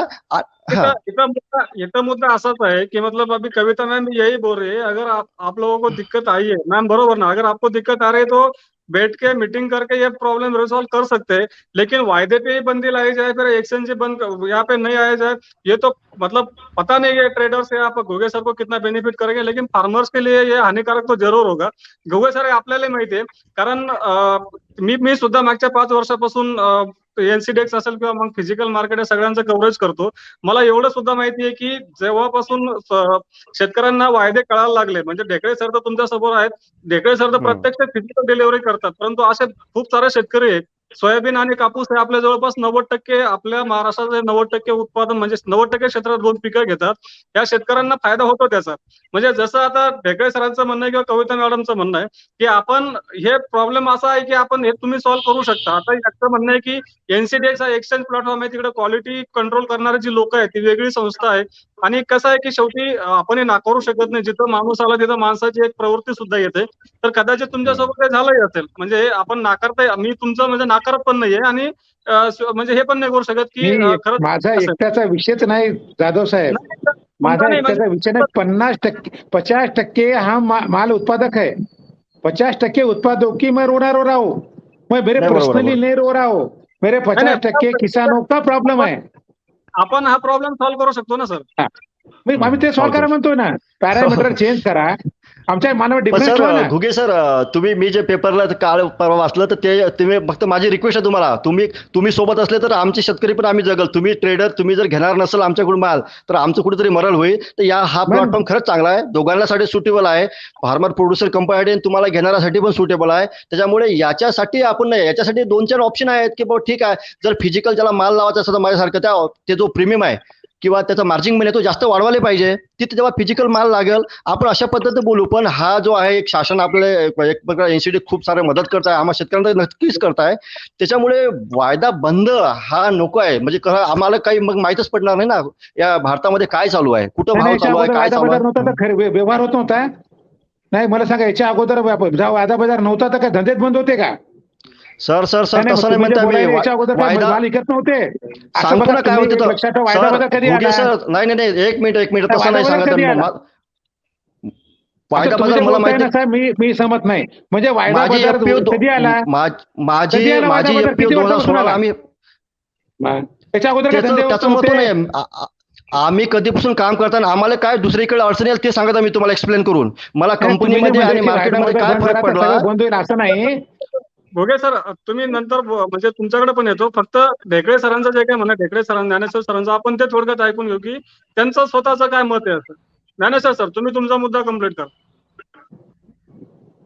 माझं म्हणणं एवढंच सर की खरोखर माल लागला पाहिजे. जर माल लागला तर शेतकरी काम करणार नाही. त्यांचं पण म्हणणं आहे माल लागला पाहिजे. दोघांचं एकच मत आहे, दोघांचं वेगवेगळं काही मत नाही आहे. झालं एक आहे की क्वालिटी पॅरामीटर आम्हाला पण शिथिल पाहिजे, आणला पण पाहिजे. मग इथं फक्त एकच आहे की मॅडमने आता ते त्यांचा जो मुद्दा आहे त्या क्वालिटीमध्ये काय चेंज कराल, कसा माल पाहिजे हे एक तर अवेअरनेस व्हायला पाहिजे. अजूनही शेतकऱ्यापर्यंत आपण एनसीडीएक्स खरा पोहोचला नाही. म्हणजे मी एकटा काम करतो म्हणून काही सगळ्या शेतकऱ्याला माहित नाही असं नाही. तर याच्यामध्ये थोडासा एनसीडीएक्सचा पुन्हा अवेअरनेस करायला पाहिजे, क्वालिटी पॅरामीटर लावायला पाहिजे, कुठेतरी ते पूर्ण याच्यात झालं पाहिजे की बा हे क्वालिटी हळदीची असायला पाहिजे, सोयाबीनची असायला पाहिजे, चण्याची अशी असायला पाहिजे. आणि वारंवार कुठेतरी म्हणजे काही शासन निर्णय आले हे तर हे मधामध्ये बंद नाही व्हायला पाहिजे. काय त्यामुळे लिंक तुटते आमची. म्हणजे आम्ही जे एवढा प्रचार एवढी मेहनत करतो, चेन्नईमध्ये झालं असतं तसं. जेव्हा वायदा चालू होता तेव्हा 52-53 रेट होता, जसं वायदा चालला गेला तेव्हा 43च्या वर भाव गेले नाही कधीच. तर याच्यामध्ये आमचं नुकसान होते.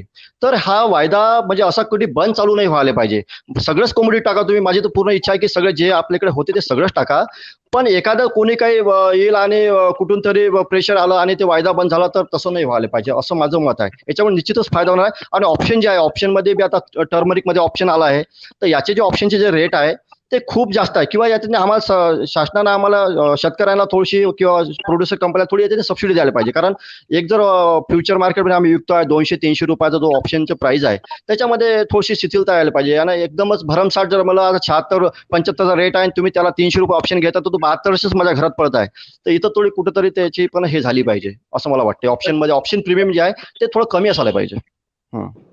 भोगे सर, आता इथं जेव्हा आपण मुद्दा करतो क्वालिटीचा, म्हणजे कविता मॅडम नेहमी सांगतात की त्यांनी क्वालिटीचे मेजरमेंट आहे. जेव्हा आपण वायदे करतो किंवा वायदा घेतो, म्हणजे खरेदीदार आणि विक्रेतार यांना ते एक क्वालिटीचे जे प्रत्येक क्वालिटीचे नॉर्म्स तिथे दिलेले असतात. आपण जेव्हा म्हणजे तुम्ही तर व्यापारीच आहात, म्हणजे तुमचं तुमचं आयुष्य त्याच्यात गेलेलं आहे त्या व्यापारामध्ये, तर बाजारामध्ये सुद्धा की मालाच्या गुणवत्तेनुसार कमी जास्त रेट मिळतो. की म्हणजे जर समजा एपीके क्वालिटीचा असेल तर आपण त्याला हमी भाव म्हणजे 7,000 रुपये रेट मिळतो. त्यापेक्षा जर समजा मॉइश्चर जास्त असेल 200-300 रुपये रेट कमी पडतो. तर मग तेच जर समजा एनसीडीएक्स इकडे होत असेल, त्यांनी एक क्वालिटी नॉर्म्स त्यांनी जर ठरवलेले आहेत, तर त्या नॉर्म्स नुसार आपण माल देणं ही आपली पण जबाबदारी बनते. आणि तुम्ही जे म्हणताय की नाही तुमच्यासोबत असं झालेलं आहे की तुमचा माल नाकारला गेला आणि दुसरा स्वीकारला गेला, तर हा प्रॉब्लेम आपण तिथं बसून सोडवू शकतो. आणि जसं याचं ज्ञानेश्वर सरांचं म्हणणं आहे, तसं बऱ्याच शेतकऱ्यांचं सुद्धा म्हणणं आहे की वायदेबंदी हे काही सोल्युशन नाहीये कुठल्या गोष्टीचं. की जर समजा आपण खरंच शेतकरी हिताच्या गोष्टी करत असू, तर कुठलाही बाजार की जिथं शेतकऱ्यांकडून 1% होईना फायदा होत असेल, आधीच शेतकऱ्यांचा तुम्हाला माहिती आहे की म्हणजे सांगण्याची गरज नाही, तुम्ही लोकप्रतिनिधी सुद्धा आहात, की जेव्हा आपण आता जे काही संकट नैसर्गिक संकट येतात त्याचं ऑलरेडी आपलं उत्पादन खूप घटलेलं आहे. आणि जसं ढेकळे सरांनी म्हटलं तसं वायद्यावरून जसं सोयाबीन बाहेर निघालं तसं सोयाबीनचे रेट घसरलेले आहेत. चण्याचे सुद्धा दर कमी झालेले आहेत. म्हणजे हे आज रोजी सुद्धा आपल्याला सिद्ध होईल. जर समजा हा तिढा आपल्याला सोडवायचा आहे की म्हणजे तुम्ही तुमची मागणी वायदेबंदीची मागणी मागे घेऊन जर समजा प्लॅटफॉर्मवर काम करत असाल, तर फक्त शेवटचा मुद्दा हाच आहे की तुम्हाला एनसीडीएस कडून अपेक्षा काय आहे. तुम्ही थेट कविता मॅडमशी बोलू शकता. बघूया सर. जाधव सर, हे बघा, याचं पॅरामीटर ज्यावेळेस सांगली आणि निजामाबादला माल येत होता त्यावेळेस ते पॅरामीटर होते. तिथं आमच्या इकडे फक्त 1,000-2,000 क्विंटलची आवक होत होती. बरोबर आहे. आज आम्ही 50% उत्पन्न आम्ही काढतोय. तर पॅरामीटर आमच्या या आम्ही काय माल तयार करतो काय? आम्ही शेतकरी माल तयार करतात ना. अभि मॅडम बोले माल खराब आहे. हे तर आम्ही तयार करत नाही ना माऊली. माल कोण तयार करतो दादा साहेब? शेतकरी. आम्हाला तो आलेला मालच आम्ही घेतो ना. त्यातला आम्ही म्हणत नाही की तुम्ही कचरा माल तुम्ही घ्या म्हणून. आमचा जो सुपर क्वालिटीचा माल आहे, त्या सुपर क्वालिटीचा माल जर तुम्ही थ्रू ऑफ इंडियामध्ये जातो, सर्व कंपन्या माल घेतात, फॉरेनला माल जातो, मोठ्या मोठ्या कंपन्या त्यात माल घेतात आणि हे म्हणत माल खराब. हा आमचा विषय हा आहे. आमचा माल सगळीकडे पास होतो. म्हणजे बाहेर देशात जातो तो माल पास होतो. आमच्या मोठ्या मोठ्या कंपन्या, हे आयटीसी माल असू द्या की मोठ्या कंपन्या माल आमच्याकडे माल पास होतात. आणि हेच पास होत नाही म्हणजे हे आमचा प्रॉब्लेम आहे. हाँ सर, नक्की तुमचा कविता मैम घुगे सर का एक ही कंसर्न है. उनका बोलना है कि जब मराठवाड़ा और विदर्भ में प्रोडक्शन कम था, तब वो अपने निजामाबाद के जो मेजरमेंट है वो लगा के रखे थे. वो बात सही थी कब तक कि जब तक यहाँ पे प्रोडक्शन कम था. लेकिन अभी क्या है कि निजामाबाद का एनवायरमेंट बिल्कुल अलग है, वहाँ का वेदर अलग है, तो जाहिर सी बात है कि वहाँ का प्रोडक्शन का क्वालिटी भी अलग ही रहेगा, जैसा विदर्भ और मराठवाड़ा में भी अलग ही रहेगा. तो उनका बोलना मतलब इनका डिमांड एक ही है कि जो भी आप क्वालिटी मेजरमेंट लगा रहे हैं तो ये माल जो है उसको ध्यान में रख के लगाई जाए. तो इसके हिसाब से एक्सचेंज कुछ करेगा आगे चल के? सर, मैंने तो मना ही नहीं किया. मैंने तो पहले समय से मना नहीं किया. कहाँ मना किया है? मैं तो आपको यही बोल रही हूँ कि हम सोल्यूशन उसी तरह से निकालेंगे. अब हमारा कुरकुम कम है, जे कुरकुम निकते ना ते आमचा कमी आहे का सांगा? कुरकुम जो हमारा निकलता है उसमें कम है, हमारा कुरकुम तो हमारा बरोबर है. कुरकुम जो निकलता है हमारे फक्त मला सांगा बंधू, आम्ही डीआरडी आहेत असं करीत तर आम्ही मराठवाडा विदर्भ मागासलेले. हमारा काश्तकार पीछे इतना आगे गया वाला नहीं है जितना पश्चिम महाराष्ट्र निजामाबाद के लोग आगे गए वाले. एक आश्वासन दे सकती हूँ कि हमारी आपसे कोई दुश्मनी नहीं है सर, कोई दुश्मनी नहीं है. हम यहाँ पर आश्वासन नहीं. अगर हमारा माल 30% डिलीवरी आप नहीं लोगे, हमारा माल आप नहीं लोगे तो हमारी मांग रहेगी कि हम एक्शन बंद करो बोलेंगे. हमारा तो मांग रहेंगी. हमारे को अगर भूखा रख के आप लोगों को खाना खिलाओगे, हमारा काश्तकार किसान अगर भूखा रहेगा, हमारे को भाव नहीं मिलेगा तो हम रास्ते पे उतरेंगे. हमारा माल आपको लेना पड़ेगा. हमारा पैरामीटर ठहरा दो, हमारा माल ठहरा दो, हमारा भाव ठहरा दो. अगर तुम निजामाबाद और सांगली का माल लेते हो और हमारा माल ले लेते हो और हमारा अगर उत्पादन बढ़ता है तो हमारे को एनसीडीएस बंद करने के लिए मांग करनी पड़ेगी. हमारा माल लो. हमारा फ्यूचर लो, हमारी क्वांटिटी लो, पण सर माल तो लेना पड़ेगा आपको. ते ते तयार आहेत ना. कविता मॅम सुरुवातीपासून ते सांगतायत की आम्ही आम्ही बसून आम्ही 2 वर्षात मग काय केलं साहेब? 2 वर्षापासून मिटिंग घेऊन येणे काय केलं? मलाच घेतला नाही. काही चेंज आम्हाला बोलवलंच नाही ना. हे 4-5 लोकांना बोलवतं. आता हे बघा तुम्ही आता किती लोकांना बोलवलं विचारा बरं त्यांना. आता फ्युचरचा भाव ठरवायला ऐकून घ्या सर. जाऊ द्या सर, आता फ्युचरचा भाव ठरवणार आहेत ते. किती लोक येतं? मग ते किती फ्युचर काम करा माहित विचारा बरं. प्रॅक्टिकली काम शेतकऱ्याकडून माल घेणारे याच्या आता ऑफिसमध्ये लोक किती आहेत? ते फक्त कागदावर घोडे नाचवणारे आणि सट्टा बाजार तुमच्या याच्यात खेळणारे, कॅम्प्युटर बसून खेळणारे लोक आहेत याचे. उद्या आता बसलेले लोक याच्या ऑफिसला. फिजिकल काम करणारा शेतकऱ्यातून किसान से माल लेने वाला एक भी फार्मर कितने लोग है बताइए? खाली कागज पे कंप्यूटर पे बिजनेस करने वालों को आप बुलाते हो, उसके ऊपर फ्यूचर ठहराते हो, उसके ऊपर पॅरामीटर ठरवते हो. असं नाही होणार ना. फ्युचर जे काम करायला त्याला बलवान सर. तुम्ही तुमचं बरोबर. फ्युचर ठरवायले, पण त्या मालाचे फ्युचर कोण ठरवायला? दगे सर का हालाचा मुद्दा ये है कि जो आप लोग नॉर्म्स क्वालिटी के नॉर्म्स डिसाइड करते हो तो वहाँ पे फार्मर्स प्रेजेंटेशन होता है क्या? फार्मर्स या फार्मर्स प्रोड्यूसर्स कंपनी या फिर फिजिकल में काम करने कौन है? वाले ट्रेडर्स है क्या? यस यस सर, डेफिनेटली है. हमारे प्रोडक्ट एडवाइजरी कमेटी मीटिंग में फार्मर रिप्रेजेंटेशन है. हम without farmer representation and trader representation हम एडवाइजरी कमेटी बनाते ही नहीं है सर. नंबर 1. दूसरा एक और चीज, आपका ये जो मुद्दा है कि क्वालिटी को लेके आपका ये है कि हम रिजेक्ट कर रहे हैं, हम क्वालिटी आपका रिजेक्ट कर रहे हैं. सर मैं आपको वापस से बोल रही हूँ, ये फोरम पे मैं वापस से बोल रही हूँ, हम बात करके बैठ के हम ये क्वालिटी का मुद्दा हम रिजॉल्व कर सकते हैं. क्वालिटी का मुद्दा हम किसी भी हाल में, आप जो बोल रहे हो कि हमारा 30% माल आपको लेना ही पड़ेगा, सर ये एक्सचेंज है. एक्सचेंज के नॉर्म्स होते हैं, क्वालिटी पैरामीटर्स होते हैं, हम उस पर बैठ के बात कर सकते हैं.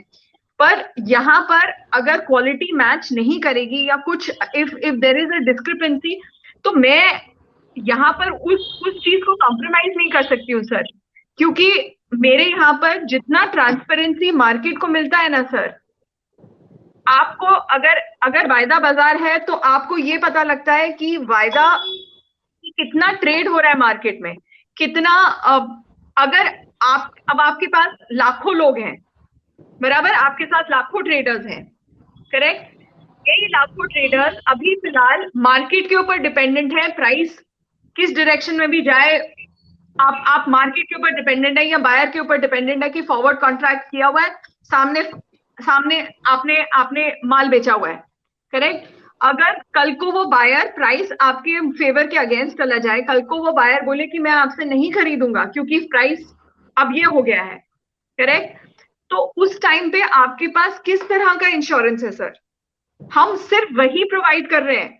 जहां तक आप बोल रहे हैं कि डिलीवरी बढ़ाइए, हमको आपका बात सुनने में कोई प्रॉब्लम नहीं सर है, और आपके साथ बैठ के सोल्यूशन निकालने में भी कोई प्रॉब्लम नहीं है. क्वालिटी पैरामीटर एक ऐसा चीज है जो हम on a regular basis review करते हैं. इवन बेसिस सेंटर वगैरह वाली चीजें भी हम ऑन अ रेगुलर बेसिस हम रिव्यू करते हैं. आपके साथ बैठ के ये डिस्कशन सर विदाउट फेल, मैं आपको बोल रही हूँ, हमने आपको आज भी प्रोडक्ट एडवाइजरी कमेटी में हमने आपको आज भी इनविटेशन दिया था सर. मुझे नहीं दिया, मुझे बुलाया नहीं, मुझे नहीं बुलाया. हमारे हिंगोली से किसी बुलाया नहीं. मेरे ख्याल से एक आदमी बुलाया. यस ऑफ कोर्स बुलाया है सर, ऑफ कोर्स बुलाया है. मैं आपको अभी मुझे फिलहाल मैं बुलाया आपको नाम नहीं सर, मुझे आपको बुलाया नहीं नहीं. बुलाया है.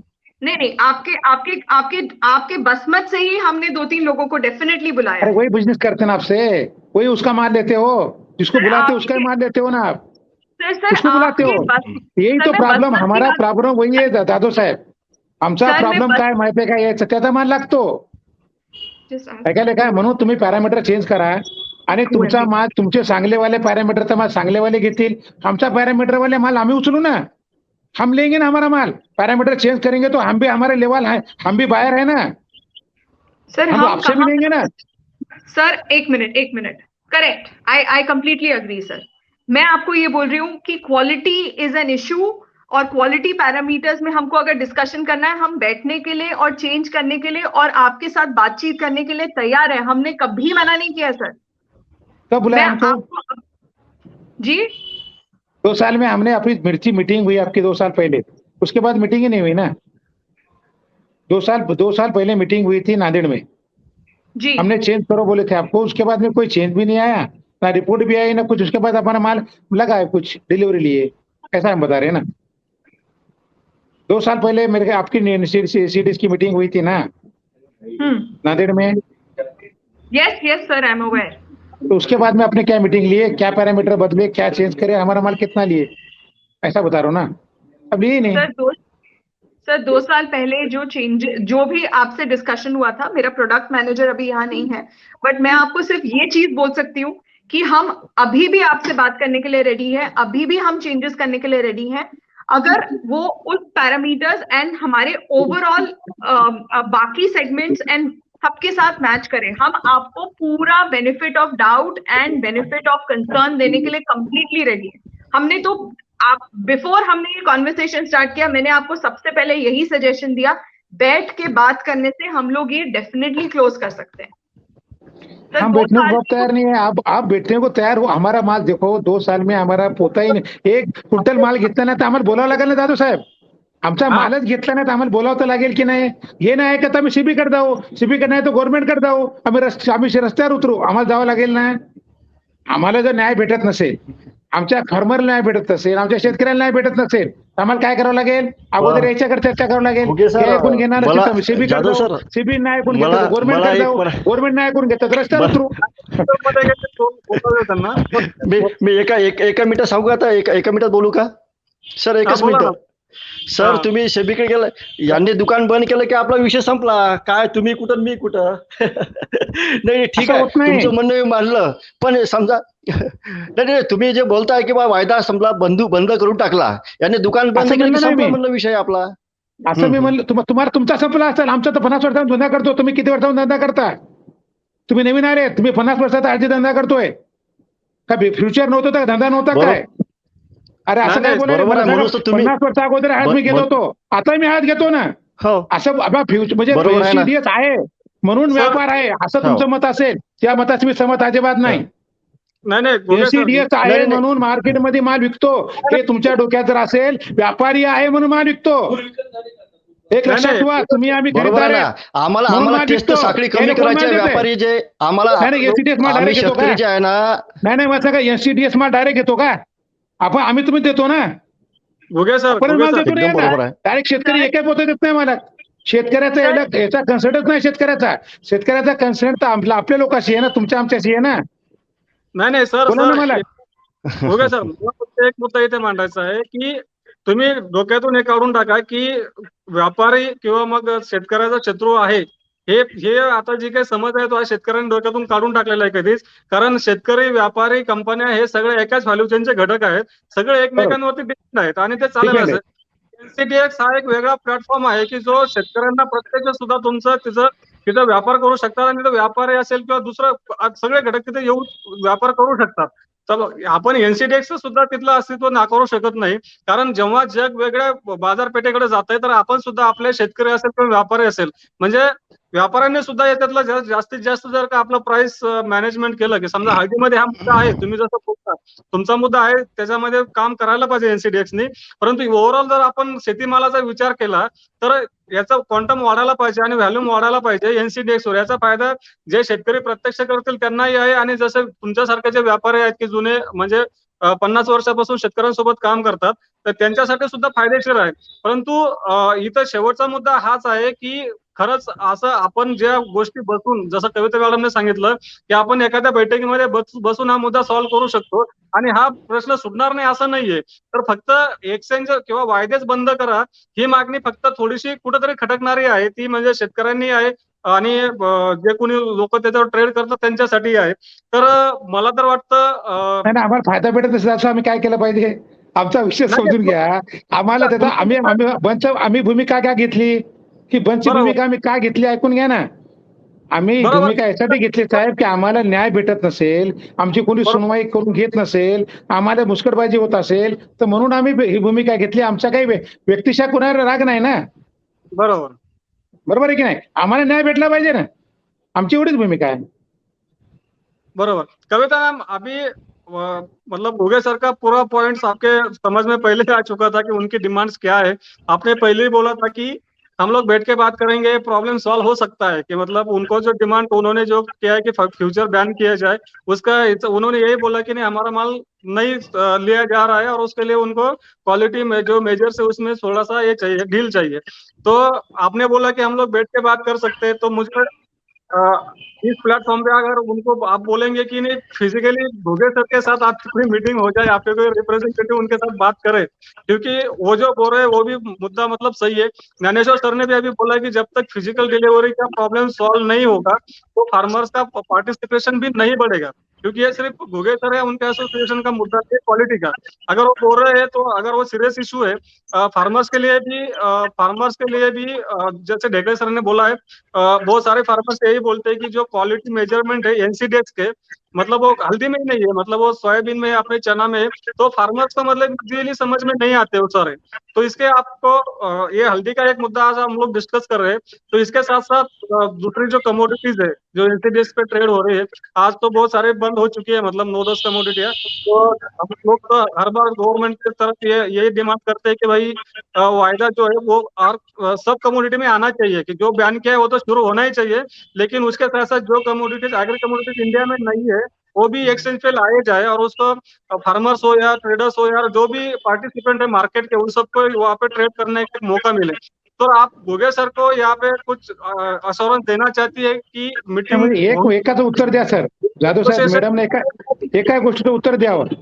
ज्या 11/8ला 6806 रुपयाचा भाव झाला आणि 7455 रुपये स्पॉटचा भाव निजामाबादचा होता. त्याच्यात खेळ नाही तुम्हाला तेजीमध्येच आहे काही लोकांच्या हातात.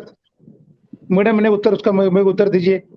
11/8 को आपका फ्यूचर 6,806 रुपए था मैक्सिमम मिनिमम, और उसी दिन निजामाबाद का स्पॉट भाव 7,495 रुपए 95 पैसे था. इसमें डिस्कस आप क्या इस पे क्या करेंगे? निजामाबाद का माल है, निजामाबाद का स्पॉट का भाव है, इतना डिफरेंस तो निजामाबाद के माल में, हमारे माल में नहीं बता रहे हम, निजामाबाद के स्पॉट के भाव बता रहे आप 11/8 को कल के.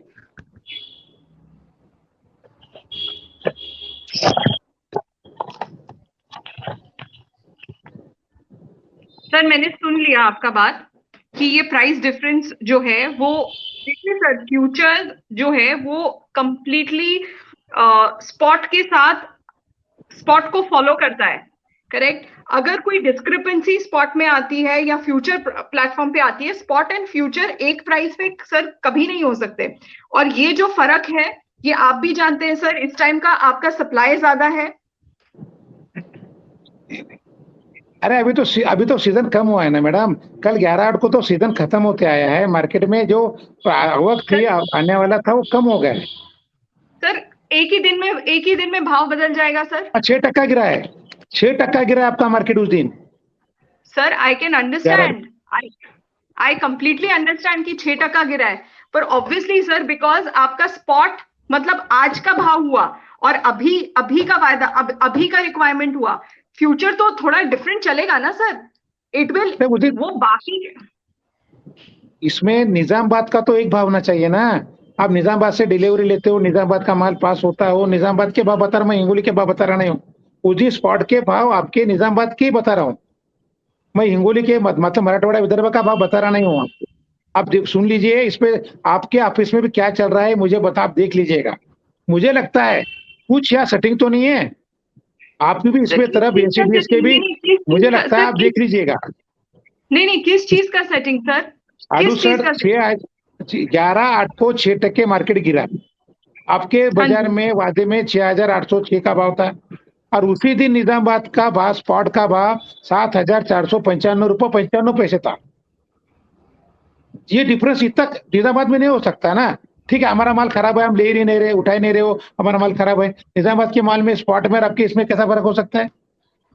सर मैं आपको एक और चीज बताती हूँ. आपने बोला कि 6% प्राइस गिर गया और 6% पे प्राइस रुक गया, आपका सर्किट लग गया, करेक्ट, रुक गया.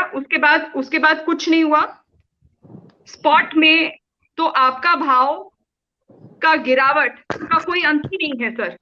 अगर वो गिरता है, स्पॉट में भाव गिरता है तो उसका कोई अंत है सर? मैं पूछ रही हूँ आपसे. नहीं डिलीवरी, अगर उस दिन की डिलीवरी थी ना, उस दिन की डिलीवरी थी बोल के माल भाव गिरा है.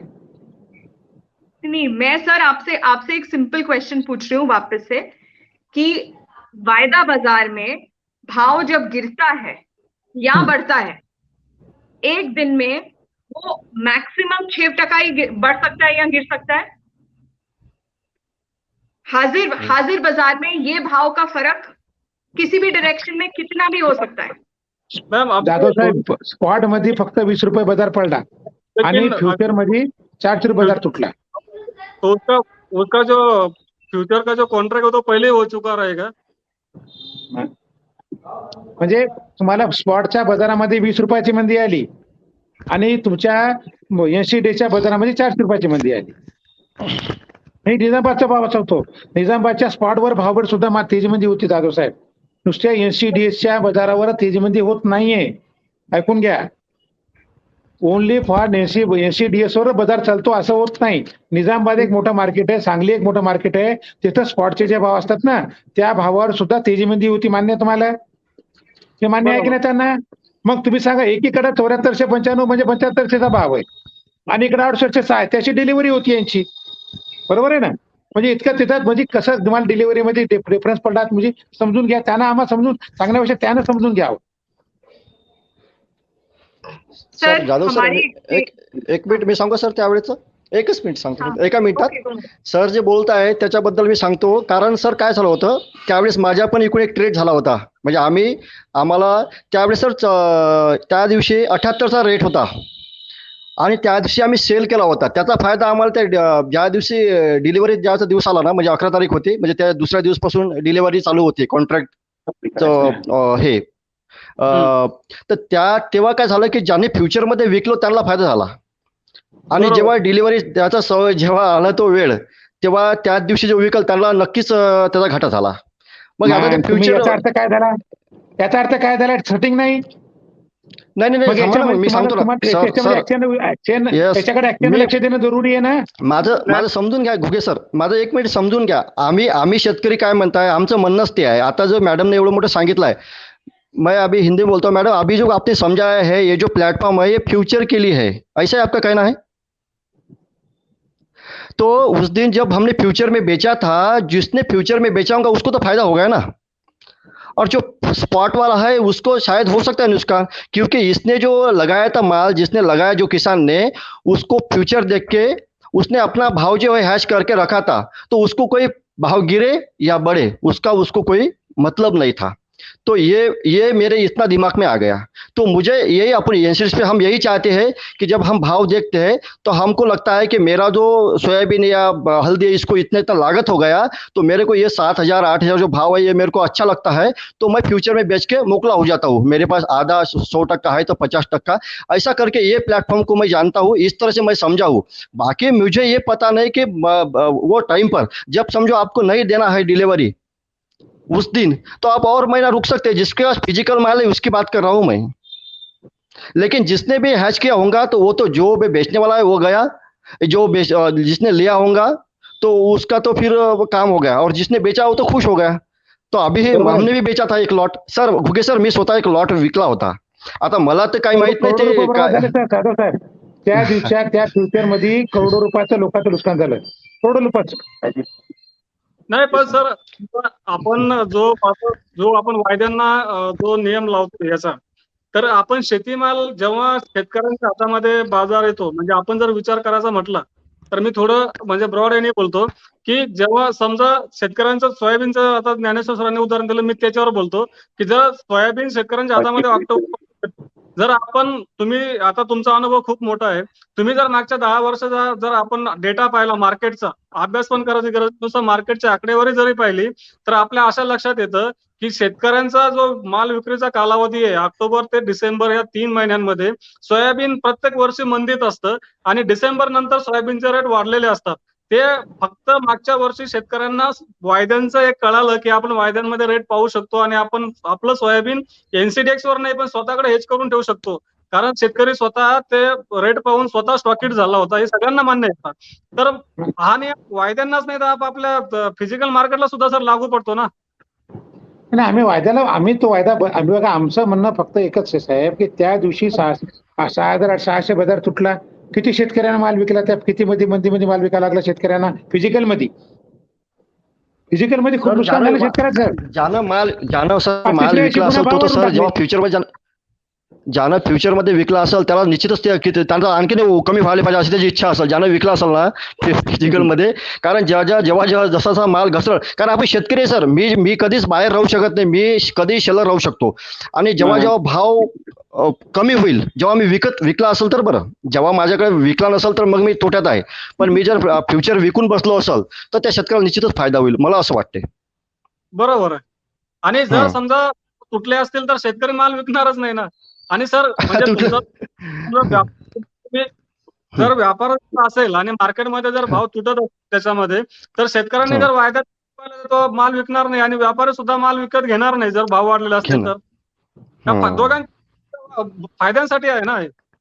सर आता जाधव साहेब, तुम्ही शेतकरी आहात, मग शेतकऱ्यांना मला सांगा, शेतकरी विकू शकता सर एसीडीएस मध्ये माल? सर फक्त एक मिनिट, मला फक्त एकच सांगायचं आहे की शेतकरी माल विकू शकतो का? तुम्ही मला सांगा. आतापर्यंत फ्युचर काढावं सर, यानं पूर्ण बिझनेस काढावा. निव्वळ फार्मर शेतकरी जो आहे यानं 1% आम्हीचा माल घेत नाहीत तर फार्मर काय विकणार सर? आणि त्याशी कमी भाव झाल्यामुळं फिजिकल मध्ये शेतकरी मेले. शेतकऱ्याचा फिजिकल माल मार्केटला पूर्ण बर्बाद झाले शेतकरी. ऐकायले का तुम्ही? त्याचा तुमचे 6% उतरले, त्याचा फिजिकल ज्याने विकल्याचा फायदा झाला, पण शेतकरी तर मेले ना सर. पण जर फक्त वायद्यांमुळेच लॉस झाला असं कसं म्हणू शकतो ना आपण? समजा त्याचे बाजार दिवस आले ना सर, फ्युचर विकला त्याचा फायदा झाला. म्हणजे तुमचं म्हणणं असं स्पॉटवर फिजिकल मार्केट सुद्धा बाजार सोबत चालतं असं तुमचं म्हणणं आहे? शेतकरी विकतो का माल सर? शेतकरी माल विकू शकतो तुम्हाला म्हणणं आहे? ज्याशी सर माझं तुम्ही जे म्हणता जाधव साहेब याची सहमत आहे. ज्या दिवशी शेतकरी फ्युचर विकणं चालू करेल, त्या शेतकरी फ्युचर घेणं चालू करेल, त्याशी निश्चितच फायदा होईल. पण ऍक्च्युली शेतकरी तो किसान करत नाही ना. शेतकरी करतच नाही सर. हे तर हेजिंग करणारे लोक करतात. हे हेजिंग करणारे लोकच आहेत ना. यासाठीच आहे की आपण वायदे बंदीची मागणी करण्यापेक्षा जास्तीत जास्त शेतकरी आणि छोटे मोठे व्यापारी की जे बाजार समित्यांमध्ये बसून फिजिकल डिलिव्हरी घेतात, या सगळ्यांना त्या एक्सचेंज प्लॅटफॉर्मवर व्यवहार करता यावा. त्यासाठी एनसीडीएक्स असेल किंवा बीएससी असेल किंवा विशेषतः आता एनसीडीएक्सचे प्रतिनिधी आपल्यासोबत आहेत, तर आपण त्यांच्याकडे अशी मागणी करूयात नाही की तुम्ही आमचं सहभाग तुमच्या एक्सचेंजवर जास्तीत जास्त वाढावा, त्यासाठी तुम्ही सुधारणा करा. आम्ही तेच म्हणतोय ना. मग आपण नेमकं आता वेगवेगळे मुद्दे काय भरकटतो की नेमके या तुमचे वायदे इकडे पडले त्यामुळे फिजिकल मार्केट पडलं. मागणी आणि पुरवठ्यानुसार आपलं जर मार्केट चालतं, ते समजा वायदे असतील, आपलं फिजिकल मार्केट आहे, जेव्हा आपल्याकडे अरायवल वाढते तेव्हा ऑटोमॅटिक भाव पडतोच. कारण कुठले हे शेतीमालालाच नाहीये, कुठलं म्हणजे बाजाराचाच नियम येतो, कुठलाही बाजार असो. जेव्हा पुरवठा वाढेल तेव्हा तर भाव दबावात येतातच. मग आपण तर माझं म्हणणं आहे की जर जग वेगवेगळ्या मार्केटच्या ज्या काही संधी आहेत ते जर शेतकऱ्यांना देतंय, छोट्या मोठ्या व्यापाऱ्यांना देतंय, तर मग आपण भारतामध्ये त्या का नाकारायच्या? आम्ही आमचा माल घेत नाही म्हणून आम्हाला आमचं नाक दाबल्याचे तोंड उघडणार आहे का? आमचा मालच घेणार आहे तर म्हणावं लागेल ना सर. आपण चर्चा आमचा माल तुम्ही घेणारच नाही, आम्हाला नाक दाबल्याचे तोंड उघडणार आहे का? आपण चर्चा त्यासाठीच आयोजित केली आहे की आपलं म्हणणं, आपलं जे काही अडचणी आहेत ते डायरेक्ट एनसीडीएस कडे पोहोचल्या जाव्यात. अहो आमचा मालच घेणार नाही, आम्हाला मग काय म्हणावं लागेल? बंदच करा म्हणावं लागेल ना. नाही पण सर, आपण त्यातून हा मार्ग सोडू शकतो ना. याच्यातून व्यापाऱ्यांचाही फायदा आहे. मार्ग काढावा, त्याची माणसं पाठवावे, त्यांना मार्ग काढावा. आम्ही त्या मार्गात बसायला तयार आहेत ना. नक्कीच सर, नक्कीच. आता मी शेवटचा मुद्दा फक्त कविता मॅम ने आता एवढं डिस्कशन ऐकलं. कविता मैम, आप कुछ बोलना चाहेंगे इस पे?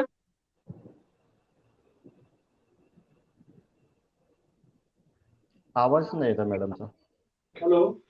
हाँ अनिल जी, एक बार वापस से रिपीट कीजिए, आप क्या बोल रहे थे?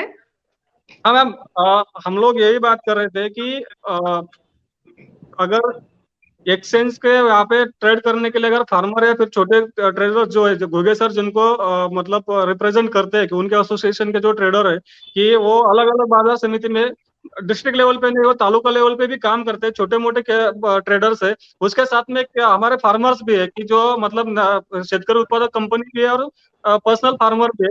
उनको अगर एक्सचेंज के ऊपर काम करना है तो सबका मतलब कहना यही है कि वो उनके लिए ये आसान नहीं है, क्योंकि एक्सचेंज के जो भी नॉर्म्स है तो वो बहुत डिफिकल्ट है उनको फुलफिल करना। तो एक्सचेंज इस पे ऊपर कुछ काम करेगा? सर, दो चीजें हैं। एक तो ये कि छोटे ट्रेडर्स या जो फार्मर्स हैं, इंडिविजुअल फार्मर्स, वो एफपीओस के थ्रू डेफिनेटली काम कर सकते हैं। दूसरा, जी आपको उनको समझना कि कॉन्ट्रैक्ट क्या है और क्या बोलते हैं, हम हमारे यहाँ पर वो किस तरह से पार्टिसिपेट कर सकते हैं, उनको क्या फायदा हो सकता है। एक्सचेंज सर लगातार ऑन अ रेगुलर बेसिस ये एक्टिविटी करता है। एक्सचेंज का और कोई काम ही नहीं है। प्रोडक्ट जो है, प्रोडक्ट बनाना एक चीज है, और उसको रेगुलरली रिव्यू करना डेफिनेटली हम ऑन अ ऑनगोइंग बेसिस करते हैं। पर मार्केट को कैसे जागरूक करना है, ये एक्सचेंज का सबसे मेरे को लगता है कि मेन मुद्दा है। क्योंकि अगर हम मार्केट को जागरूक नहीं करेंगे तो वो हमारे साथ जुड़ेंगे नहीं। और इसी की वजह से सर हमारे साथ ये साल, अभी तक हमारे साथ 2016 में हमने ये ड्राइव स्टार्ट किया था। हमारे साथ अभी 418 एफपीओज हमारे साथ जुड़े हुए हैं अक्रॉस प्रोडक्ट सर। और कुछ ऐसे एफपीओज हैं जिनके प्रोडक्ट्स हमारे साथ अभी नहीं है, बट वो फिर भी हमारे साथ जुड़े हुए हैं बिकॉज उनके पास और एक्सपोजर है, बाकी और प्रोडक्ट्स हैं।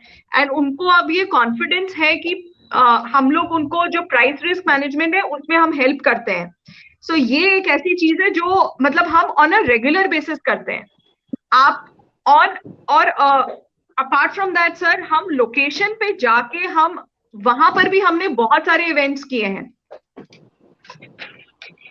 जी म्हणजे 50% So, माल आमच्याकडे हमारा तर किती वेळा रेगुलर केला आहे ना? एक्टिविटी है सर, ये हमारा रेगुलर एक्टिविटी है। सॉरी, बोलिए जी सर। हा घुगे सर, आता आपण जर तोच मुद्दा धरून बसला तर त्याच्यातून पुढे काही निघणार नाही. नाही नाही, 50% आम्ही उत्पादक आहे, आमच्याकडे किती वेळा आले विचारा ना. नाही त्यांनी सांगितलं ना 50% आता हम हल्दी के उत्पादक है. कितने वक्त हमारे मार्केट में भेजे, कोई आया बताइए ना. आपल्या असोसिएशनची मागणी आम्ही त्यांच्याकडे मांडलेली आहे. आता चर्चेतून आपण तोच मुद्दा उपस्थित करतो नेहमी की ठीक. ही चर्चा तुमच्या भोवतीच फिरलेली आहे की नेमकं तुमच्या समस्या कशा सोडवल्या जाईल म्हणून. स्पॉटर आल्याशिवाय समस्या सुटणार नाही. स्पॉटर यावं लागेल त्याला. बरोबर। कविता मैम, घुगे सर का कहना है कि आपको स्पॉट पे आना पड़ेगा एनसीडीएफ को। आपकी जो भी क्वालिटी कंट्रोल करने वाली जो भी एजेंसी है, शायद आपको उसके ऊपर भी ध्यान देना पड़ेगा कि मतलब ग्राउंड पे सच में ऐसा हो रहा है क्या, जैसे एलिगेशन लगाए जा रहे हैं। फार्मर्स की जो डिमांड है उसके ऊपर भी आपको देखना पड़ेगा कि ज्यादा से ज्यादा पार्टिसिपेशन फार्मर्स आना चाहते हैं एक्सचेंज पे। जब भी हम लोग फार्मर्स से बात करते हैं तो वो बोलते हैं कि नहीं हमको जाना है, लेकिन वो बहुत सारा प्रॉब्लम है, उनको समझ में नहीं आता कि कॉन्ट्रैक्ट, आपने जैसे अभी बोला है कि समझ में नहीं आता कि कॉन्ट्रैक्ट कैसे लिए जाए या क्वालिटी का मेजरमेंट्स क्या है। मेरा एक सवाल है आपसे कि बहुत सारी कमोडिटीज भी एक्सचेंज पे अभी ट्रेड नहीं हो रही है या फिर बैन है। मतलब तुअर तो बहुत सालों से बैन है, अभी गोर वो तो सेबी के अंडर आता है। लेकिन मिल्क एक ऐसा प्रोडक्ट है कि बहुत सारे कंट्रीज में वो एक्सचेंज पे आया है और इंडिया में कौन सा product? Milk milk milk skimmed milk powder. हाँ, तो बहुत सारे कंट्रीज में वो तो ट्रेड होता है। तो एनसीडेक्स ऐसा कुछ प्लान कर रहा है कि आगे चल के कि लिया जाए, क्योंकि रेट का बहुत प्रॉब्लम है ग्राउंड पे ऐसे कुछ। अनिल जी देखिए, नए कॉन्ट्रैक्ट्स हम ऑन अ रेगुलर बेसिस हम लाते हैं। स्किम्ड मिल्क अप्रूव्ड कमोडिटी है, सेबी की लिस्ट में है जहां पर हम ये कमोडिटी डेफिनेटली ला सकते हैं। एंड इनफैक्ट हमारे जो अभी के एमडी सीईओ हैं उनका बैकग्राउंड भी एनडीडीपी से है। सो मिल्क और स्किम मिल्क डेफिनेटली हम इस पे काम करके हम मतलब अभी तक हमारे टारगेट लिस्ट में है। और क्योंकि हम इंडिया की सबसे बड़ी एग्री कमोडिटी एक्सचेंज है, milk at this point of time कोई प्लान नहीं है, बट डेफिनेटली हम लोग कंसिडर करेंगे। और जहां तक गुगे सर का रिक्वायरमेंट है सर, हम बैठ के आपके साथ डेफिनेटली ये कॉन्वर्सेशन करना चाहेंगे और आपके मुद्दे को रिजॉल्व करना चाहेंगे। Thank you. ठीक है, हमको किसी भी कोई भी लोकेशन, कोई भी क्लाइंट, कोई भी मेंबर, किसी से कोई अफिनिटी नहीं है सर, सब बराबर है। ये एक नेशनल एक्सचेंज है सर, यहाँ पर हम किसी को बेनिफिट या किसी को कुछ उस तरह से हम कुछ करते नहीं है। और आपको ये समझना चाहिए कि एक रेगुलेटेड एंटिटी है सर, सेबी मैडम जी, रेगुलेटेड। आप मुझे रिक्वेस्ट है, आप एक काम करिए, जितने ट्रेड आपने 4 महीने में हल्दी के हुए हैं, कितने लोगों ने ट्रेड करे देख लीजिएगा और मुझे फोन करके बताइएगा. हम लोग सर आप मुझे बता रहे हैं, आप फोन करो ना, कितने लोगों का ट्रेड है. सर बाकी कितने लोगों लोग को कर जोड़ने रहे का काम आपके साथ है, आपके हाथ में है। नहीं बता रहा हूँ लोगों को आपको, जोड़ने, इसलिए तो कुछ लोगों के हाथ में ही इस कम्युनिटी गई है। ये सर मेरी मैं तो रिक्वेस्ट बोल है रही हूँ आपको आपके कि हाथ कुछ में लोग है। ही कर रहे हैं, कुछ लोगों के ये बता रहा हूँ ना आपको, 40 से 50 लोग ही है। हल्दी नहीं का सर, बिजनेस 40-50 लोगों के हाथ में ही है, बाहर सर निकालो जोड़िए उसको। ना, सर सर जोड़िए और लोगों को, जोड़िए सब और लोगों को, आप माल ही को हमारा जोड़ना है लीजिए, सर। हमारा डिलीवरी लीजिएगा, हम जुड़ते हैं, हमारा माल डिलीवरी लीजिए ना, हम यही कर रहे हैं, हम तो तुम्हारे से जुड़ने को तैयार है भाई। हमारे को 1500 रुपए का डिफरेंस में माल आपको मिलता है मैडम, हम 1% बिजनेस करते हैं, और आपको 1000 रुपए का डिफरेंस रहता है, आप क्यों नहीं करेंगे? 1% सर में बिजनेस करते हैं, एनसीडीएस और आपका डिफरेंस 1000 रुपए का रहता है। एनसीडीएस बैठ के बात करने के लिए तैयार है, और हम लोग आशा करते हैं कि आप मंत्री जी से मिलकर बात करेंगे कि वायदे चालू रखे, और जो कमोडिटी के वायदे बंद किए और मतलब नुकसान है वो फार्मर्स को भी होता सोयाबीन जो है मैडम थोड़ा जल्दी करिएगा, अभी 2 ही महीने बाकी है। जी जी, हमारी कोशिश पूरी जारी है। हम गवर्नमेंट एजेंसी सबसे सबसे कोऑर्डिनेट कर रहे हैं, बात कर रहे हैं। हमारा अपना भी रिसर्च, थर्ड पार्टी रिसर्च चल रहा है। देखिए बहुत सारी ये जो मुद्दे हैं ना, ये इसलिए होती हैं क्योंकि मार्केट को जो रेगुलेटरी जो एजेंसीज हैं, पॉलिसी मेकर्स हैं, उनको थोड़ा नॉलेज इन टर्म्स ऑफ ये मार्केट किस तरह से चलता है थोड़ा सा लिमिटेड है। हमारा इंटेंट यही है कि सबको हम ये मार्केट के बारे में समझाएं, इसके बेनिफिट समझाएं, तो मार्केट से उस तरह की रिक्वायरमेंट नहीं आएगी कि इस मार्केट को बंद कर दीजिए, क्योंकि उनको क्लियरली ये समझ में नहीं आ रहा है कि इस मार्केट का फायदा क्या है। बैठ के डिस्कस कर सकते हैं सर, आपके जितने भी छोटे फार्मर्स ट्रेडर्स हैं उनको हम जाके खुद जाके ट्रेन कर सकते हैं, और करते भी हैं on a regular basis sir. बिल्कुल मैम। ओके ओके मैम, मुझे लगता है कि अभी घुगे सर का जो उनके जो दिक्कत थी, उनका जो प्रॉब्लम था, अभी उनको अरे सोल्यूशन मिला। 50% हम फिर बोल रहे हो, हल्दी के 50% हम उत्पादक है, आपका कोई आदमी हमारे पास नहीं आया, हमें नहीं कोई सर, तुम्हारे कुछ, आप आइए, हमको बताइए, ट्रेड के बारे में बताइए, डिलीवरी के बारे में बताइए, हमारा माल लीजिएगा, हमारे को भाव मिलवा, किसान को भाव देना जरूरी है, यही हमारे आपको रिक्वेस्ट है। सर, बिल्कुल। नोटेड। मला ओके, थँक्यू। मला असं वाटतं की आता आपण इथं थांबायला पाहिजे. अ, आत्ताच्या चर्चेमध्ये आपला जो मुद्दा होता वायदेबंदीच्या मागणीचा, जे हळद व्यापारी असोसिएशन आहे त्यांचं म्हणणं हेच होतं की एनसीडीएक्सचे जे काही क्वालिटी मेजरमेंट्स आहेत, म्हणजे गुणवत्तेचं निर्धारण करणारे जे काही निकष आहेत, तर ते किचकट आहे आणि त्याच्यामध्ये त्यांची हळद बसत नाही. आणि वेळोवेळी त्यांनी एनसीडीएक्स कडे मागणी केली होती, परंतु तो मुद्दा सुटला नव्हता. त्यामुळे त्यांनी अशी मागणी केली होती. एनसीडीएक्सने त्यांना आश्वासन दिलंय की ते त्यांच्याशी बसून त्यांच्या सगळ्या त्यांचं जे काही गाऱ्हाण आहे ते ऐकून घेतील आणि त्यावर काम करतील. परंतु इथे एक मुद्दा असा उपस्थित होतो की वायदे बंदीची बंद करणं हे काही कुठल्याच गोष्टीवरचं सोल्युशन नाहीये. कारण जागतिक बाजारपेठ ही वेगवेगळ्या इलेक्ट्रॉनिक प्लॅटफॉर्मवर पुढे जाते, आणि आपण भारतीय शेतकऱ्यांना आपलं पारंपरिक मार्केटमध्येच अडकून ठेवलं. शेतकरीच नाही तर त्याच्यामध्ये व्यापारी सुद्धा आहेत, कारण व्यापारी हा स्वतः उपभोक्ता नसतो. तो सुद्धा व्यापारी शेतकऱ्यांचा माल घेऊन पुढे कुठेतरी एका साखळीतला एक घटक म्हणून काम करत असतो. तर मग या प्लॅटफॉर्मचा फायदा शेतकऱ्यांचं, व्यापारी असेल किंवा या व्हॅल्यू चेनमध्ये जे काही वेगवेगळे घटक आहेत त्यांना कसा फायदा होईल, यासाठी एनसीडीएक्सने सुधारणा कराव्या. आणि कविता मॅमनी ते आश्वासन सुद्धा दिलं की ते याच्यावरती विचार करतील. आपण आज इथेच थांबूयात. आपलं सगळ्या मान्यवरांनी आपल्याला वेळ दिला त्याबद्दल सर्वांचे आभार व्यक्त करतो. धन्यवाद सर.